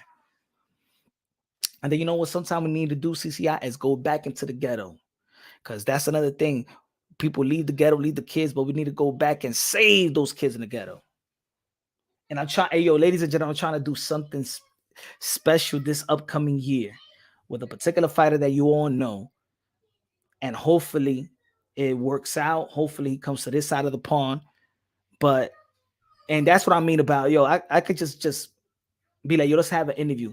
It's bigger than that. What I'm trying to work out something good for the Boys and Girls Club in Harlem, or go to Dykeman out here in Manhattan, in Manhattan and stuff like that. And we want this man, because I believe this man is the right role model for the community right now. Yes. Andre Ward, cutting the image. I'm trying to work something for the youth. So we chopped it up, and hopefully, you know what I'm saying, things, you know, he's a busy man, but hopefully things work out early next year, and we could do, and you know, he could do something for the community in Harlem and stuff like that, and Harlem and Washington Heights, and maybe, you know, bless us with his presence and his story, because I feel like, you know, he can relate to what's going on. I think a lot of kids is going through the same, not a lot of kids, but in that area I was born and raised, with some of the same trials and tribulations of their parents, and how to overcome not only being a young kid in the street, but a young kid at home. See, a lot of people always talking about the young kid in the street, but there's a lot of stuff going on inside the home that leads to kids doing whatever is going in the streets. It's not really the street. It's also, there is also an unfortunate in your household, and you could have a mother and a father. You could have them every day, but there's a lot of, sometimes kids do bad in school because what's going on in the home. So you got to understand that argument that you had with your wife, that argument that you had with your husband at home, and you think that argument is not affecting your kid that's probably listening to y'all while he's sleeping. You know what I'm saying? And then he goes to school and he has to concentrate. He has to concentrate in school, but he's concentrating in that war that mommy and daddy is having back home. But the thing is, the mommy and daddy is thinking that your argument is not affecting the kid, it's affecting the kid.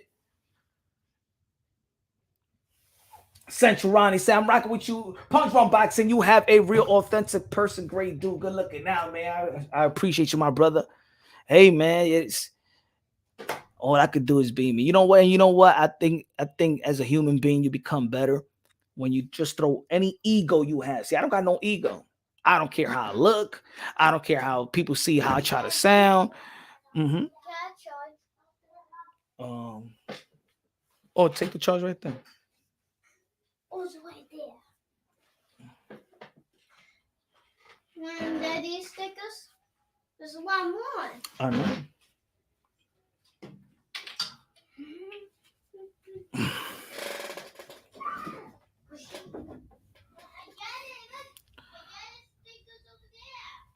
Good looking out. Daddy in action. That's what I'm Hey man, you know, it's the duty, is the best thing. Hey, I say that's the only thing I know how to do good or great or successful at.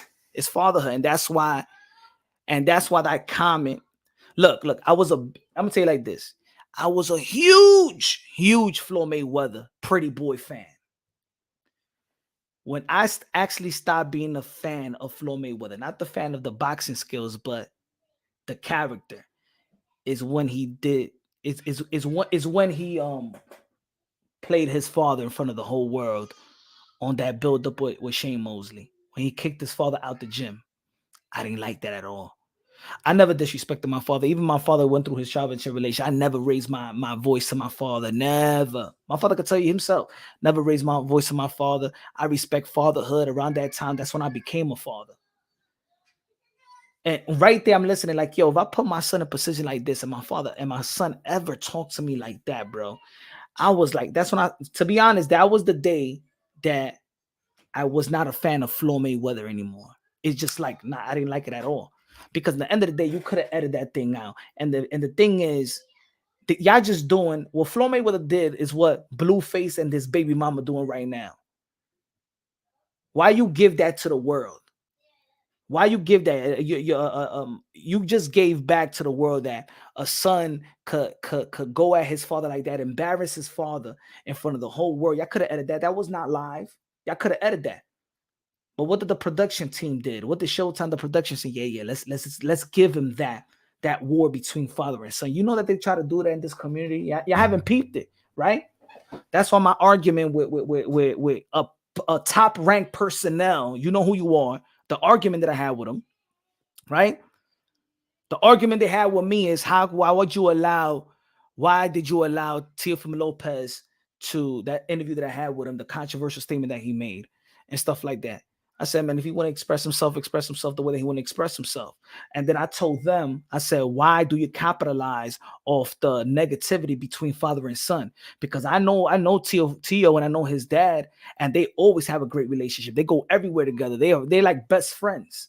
But y'all only like to put out there when he's having a problem. Leading up to Nakatani, you want to put the problem that he had with his the fake problem that he has with his dad. Then you went to the Lomachenko fight, and he's Teofimo Lopez is crying. Y'all like to take advantage and like to show that father and son don't get along and stuff like that. When for 98% of the time, these guys get along. I want to capitalize off that. And then you send this message to the youth, the black and Latinos. Go ahead, disrespect your father. Go disrespect your mother. And that's why I never liked that Floyd Mayweather going at Floyd Mayweather Senior like that. Do that shit behind closed doors. And that's when you know you have a bunch of yes men around you, because nobody. And that's why I respect it. Roger, because Roger was the only one. And it took a family member to be like, and remember, Roger was not even getting along with Senior. But Roger was at least the only one that stepped in. All those yes men around Floyd Mayweather, you should have looked around you and be like, you know what? Yo, you would let me slap my father in front of all y'all, and y'all wouldn't even do nothing. Because they're all yes men. Floyd Mayweather got no friends. Because that would have never happened. And Floyd Mayweather don't got no manager. And Leonard Ellaby, you should have told Showtime, don't air that part out. Don't air that. Don't air that part out.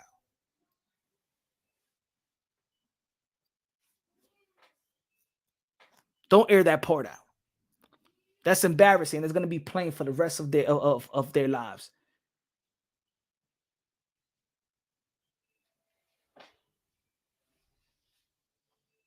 That's why I respected Roger. Because Roger was the only one that tried to tell, Floyd, stop, Floyd, let's go. Floyd, leave it alone, Floyd. Because even Roger, when he was not cool, that was around the time that Roger and Senior was not even seen eye to eye. He even knew. Roger said, yo, now it's almost like now you going overboard, bro. End of the day, that's your pops, man. And the end of the day, all this that you have here, all this gym, it's because of your dad. And that's what they're doing today. That's what they're doing today. How the hell do we allow people like Blueface and what's her name, Carissa, whatever that crazy chick, the one that got no tooth? Why we allow people like this to be famous? Why our community allow these people to be famous? Why we allow Cardi B to be the one of the probably the number one female artist that represents female in the hip hop culture, that represents female. It is what it is. That's the way the world goes in our culture. Why do you have Tekashi 6ix9ine representing the male side of hip hop culture, especially out here in New York City? Cardi B and Tekashi 6ix9ine from New York. And these people are put on the pedestal, not even put on the pedestal. You promote them, and then you let everybody else outside of the community says, this is our people, a bunch of strippers being female artists. We went from a Queen Latifah.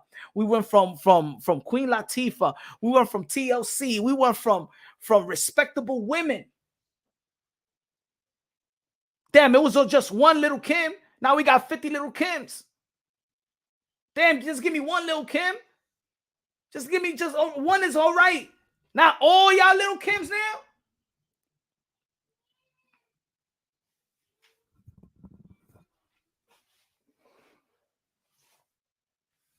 And they try to do that in boxing as well. Don't subscribe to that.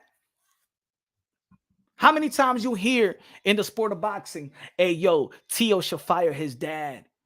Oh, yo, Sean Porter should fire Kenny Porter. Hey, yo, Devin Haney should fire Bill. Yo, this son has to fire their father. In this community, have you ever heard Lomachenko should fire Papachenko? Damn, Lomachenko lost to Haney. Lomachenko lost to Tio. Did you hear that after Lomachenko lost to Teofimo Lopez? Have you ever heard more that Loma should fire Papachenko or Tio should fire Teofimo Lopez Sr.? In this community, what you have learned more? What you have heard more? Has anybody said, yo, Loma, yo, you should fire your father? No, because it's not that culture. But our culture, we do it. The Black and Latino culture, we'll do it. We'll tell successful father and son collaboration to fire. Look at what Timothy Bradley, that's what we were talking about. That's why I said that Timothy Bradley owed these fathers the opportunity. I mean, that owes an apology to these fighters. You owe them an apology. How can't you say to ban fathers? Why? Because Teofimo Lopez and Devin Haney is one of the most, is probably the most successful young fighters today. That not right now we're in a new generation, and it's all driven by the hard work and love of their father. And Timothy Bradley is a guy, a black man, that's supporting to ban fathers in a community where they say that fatherless children is one of the primary reasons our community is the way that it is. And Timothy Bradley had the audacity to say fire the father and ban fathers. That's what I'm fucking ticked off. And nobody at ESPN says shit about it. And nobody in boxing say shit about it but Punch Drunk Boxing. Where's everybody saying the same thing I'm saying? Where's all the channels? Where's all the writers? Where are you? Because y'all don't give a fuck about fathers. That's why. And y'all laugh and y'all let Timothy Bradley say the dumbest shit that he could ever say to a community of black and Latinos. I want this shit to go viral and tell Timothy Bradley to come see Punch Drunk Boxing so I could put his ass in his place.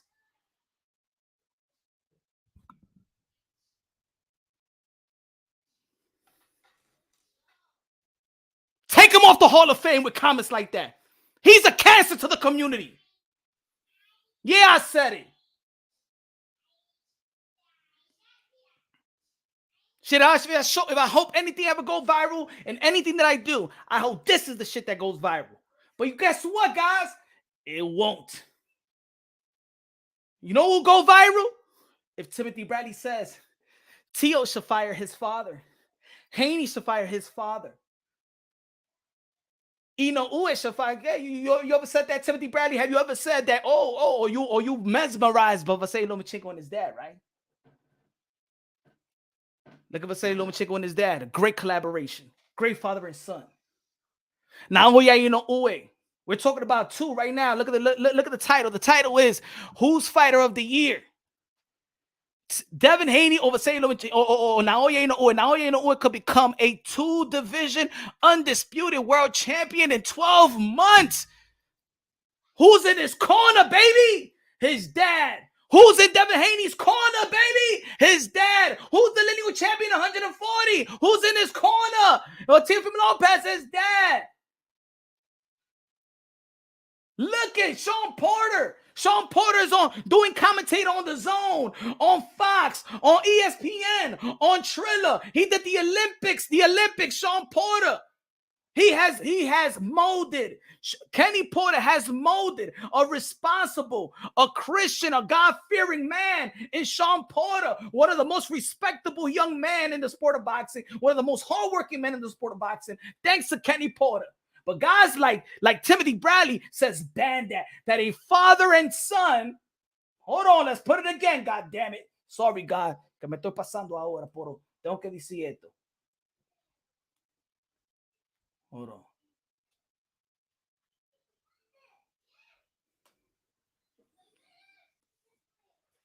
You just said it right, man. The relationship between a father and son is horrible. You tell me what's so horrible about this, Timothy Bradley, you piece of human garbage. You tell me what's so horrible about that.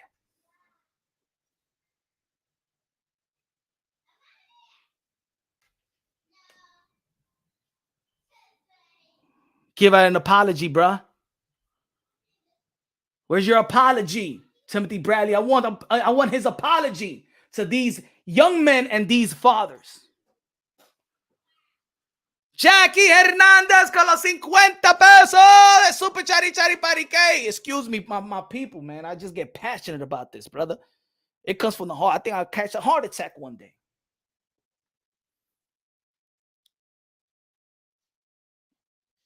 Because I've been following the channel. Look, let me see. I show you. They ain't no. This is my energy. I always say that life. I always say that boxing translates to life itself. I always say that, and I really believe so.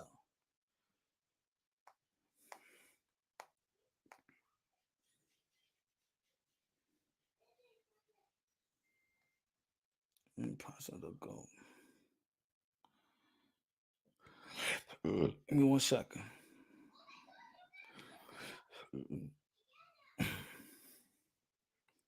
Jackie, la reina de boxeo. Good looking out, Jackie. Jackie. Man, I'm losing my voice.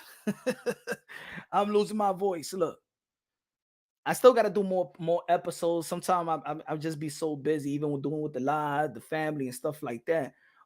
This was my 4th episode. Y'all can still watch it. It's still up on Spotify. Listen on Spotify. This is my 4th episode I did on my podcast. I do a podcast.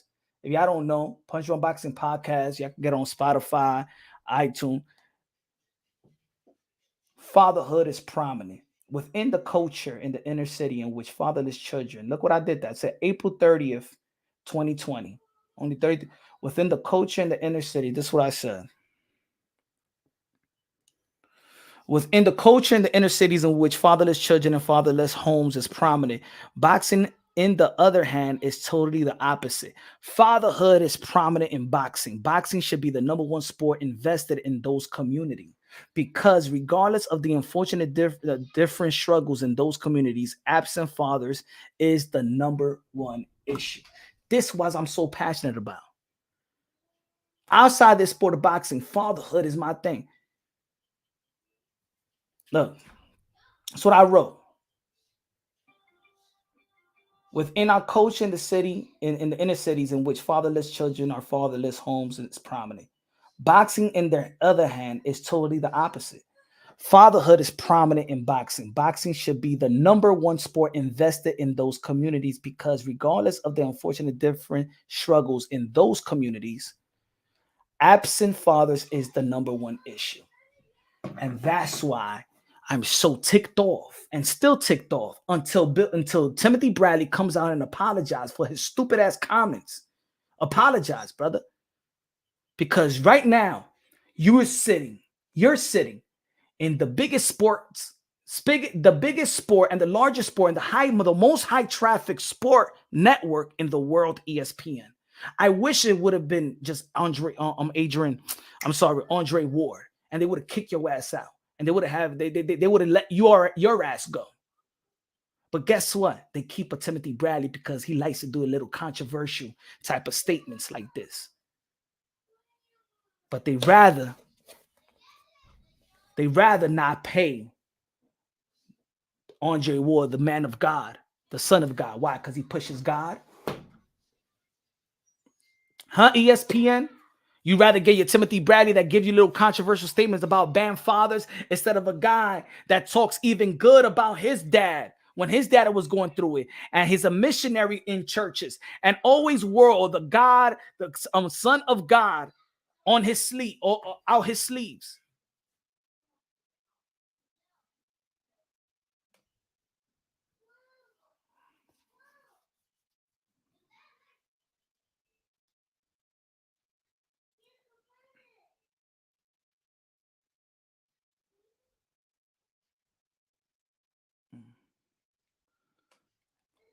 What's next for Regis? Jackie Hernandez, what's next for Regis? To be honest, Subriel Matias. If Subriel Matias, he's not going to be ready for Teofimo Lopez. Subriel Matias, I don't know what unification about with Devin Haney. I'm not sure if that's going to happen. I'm not sure how many fights does Regis Prograis. I don't know if it was a multi-fight deal. I don't know if it was a multi-fight deal. I don't know if it was just a 2-deal contract with Matchroom. He already had one, and then he had the Devin Haney fight. I don't know if it was just 2 fights. Maybe he could go to Amazon Prime and get that Subriel Matias fight. I think that should be next for Regis Prograis. Or let's see what Arnold Barbosa going to do, and maybe Regis Prograis versus Arnold Barbosa. I think that Regis Prograis got the age that he's going to stay in the mix. You know what I'm saying? He shouldn't get nothing easy. You know, I don't even think he got time for it. So I say Subriel Matias in May, April,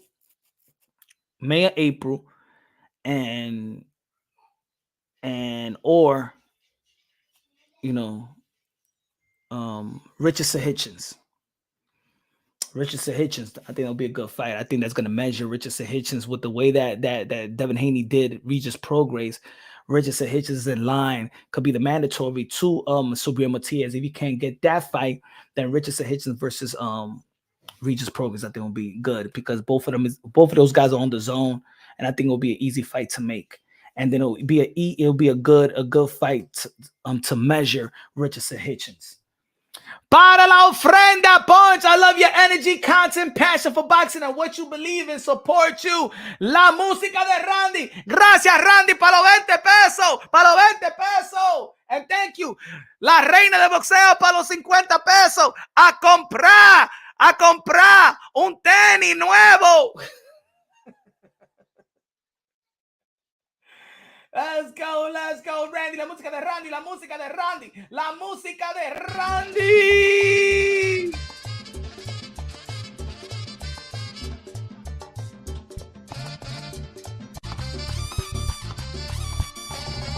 Los 20 pesos, sin tax.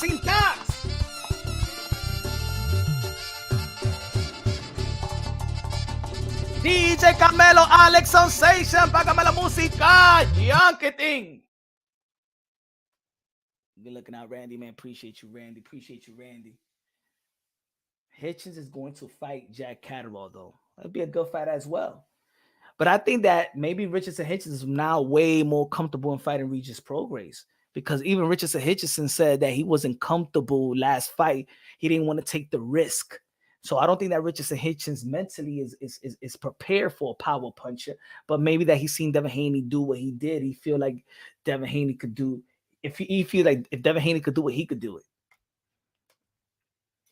And both of them are a match room, so I guess, you know, that could be an easy one. That's an easy fight to make.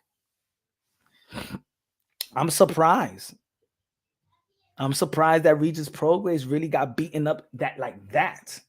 I thought it was going to be competitive. That shit wasn't even competitive. That was one of the easiest one-sided masterclass. Damn, like, yo, Regis, damn, you ain't shown nothing. Nothing. When Matias fights here, he's going to come out to la música of Randy. Man, what a night of boxing. What a night of boxing. But ladies and gentlemen, later on, I'll probably go live later. Oh, damn, it's already 6:56. Yikes. Let me spend time with the kiddos, man.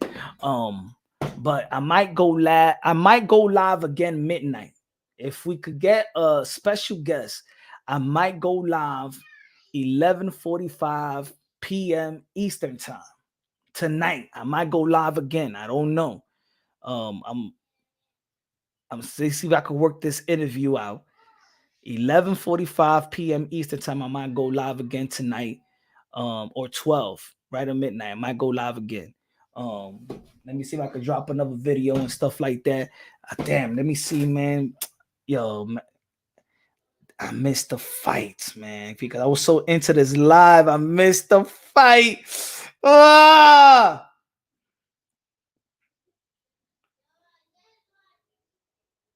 Heavy KO. Oh my God, let me see the highlight. My God, I missed the fight.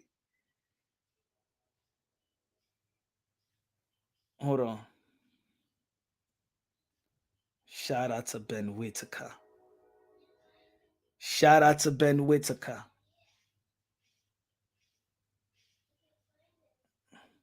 Let's go, Ben Whitaker. Look at a jab.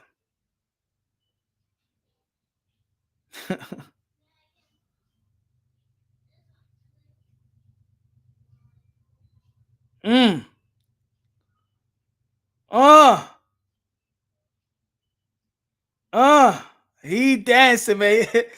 Ben Whitaker. Ben Whitaker with the 4th round KO. Ben Whitaker, the man I've been telling you about. Ben Whitaker. The Prince Nassim of boxing. Cassius Clay of the UK. Woo!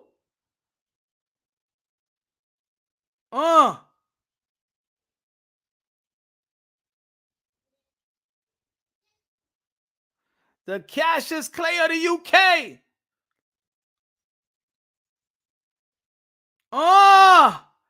Beautiful 3-punch combination with the left. Shout out to my boy, Ken Whitaker. Yes, I gotta do a video. My boy, I gotta do a video, man. Anyway, ladies and gentlemen, we'll probably go back live tonight. Let me drop a video. Ben Whitaker with a 4th round KO. Man, I can't believe it. It was a compliment, bro. I did it. Bro, honestly, I did mean no disrespect. Ronnie, who you talking to, Ronnie? Ronnie, my friend. What happened? Trinidad Dream Success Smash the like button. Good looking out, my brother. Shout out to everybody. Shout out to Central Ronnie. What's good, my brother? Doing your thing. Boxing CCI in the building. What's good, man? Thunder said the Prince Nassim of boxing sounds redundant. Well, I'm gonna say the Cassius Clay of the UK. The Cassius Clay of the UK. Huh? Ladies and gentlemen, good looking out for rocking with me today. I'll probably go live later on in like 5 hours or 6 hours. Late night talk. And probably we could talk more about boxing translating to life itself, more about fatherhood and stuff like that. Take care of your family, your significant other and stuff like that. Have God in your heart, you know. Thank you for the people. Thank you for the people that donated to the channel and smash the like button and support the channel. If you want to become a member like Cesar, become a member like Cesar and the rest of them, and Randy and the rest, and Jackie. Let's go. Let's go. Shout out to everybody. Queso in the building. Queso. Look at that. Fuiste, queso. No te vayas, queso. Low Nose Boxing. My brother, it was nothing. Let's go. Thunder Road. We all good. We all good, brother. We all good out here. Love y'all. God bless. And on to the next.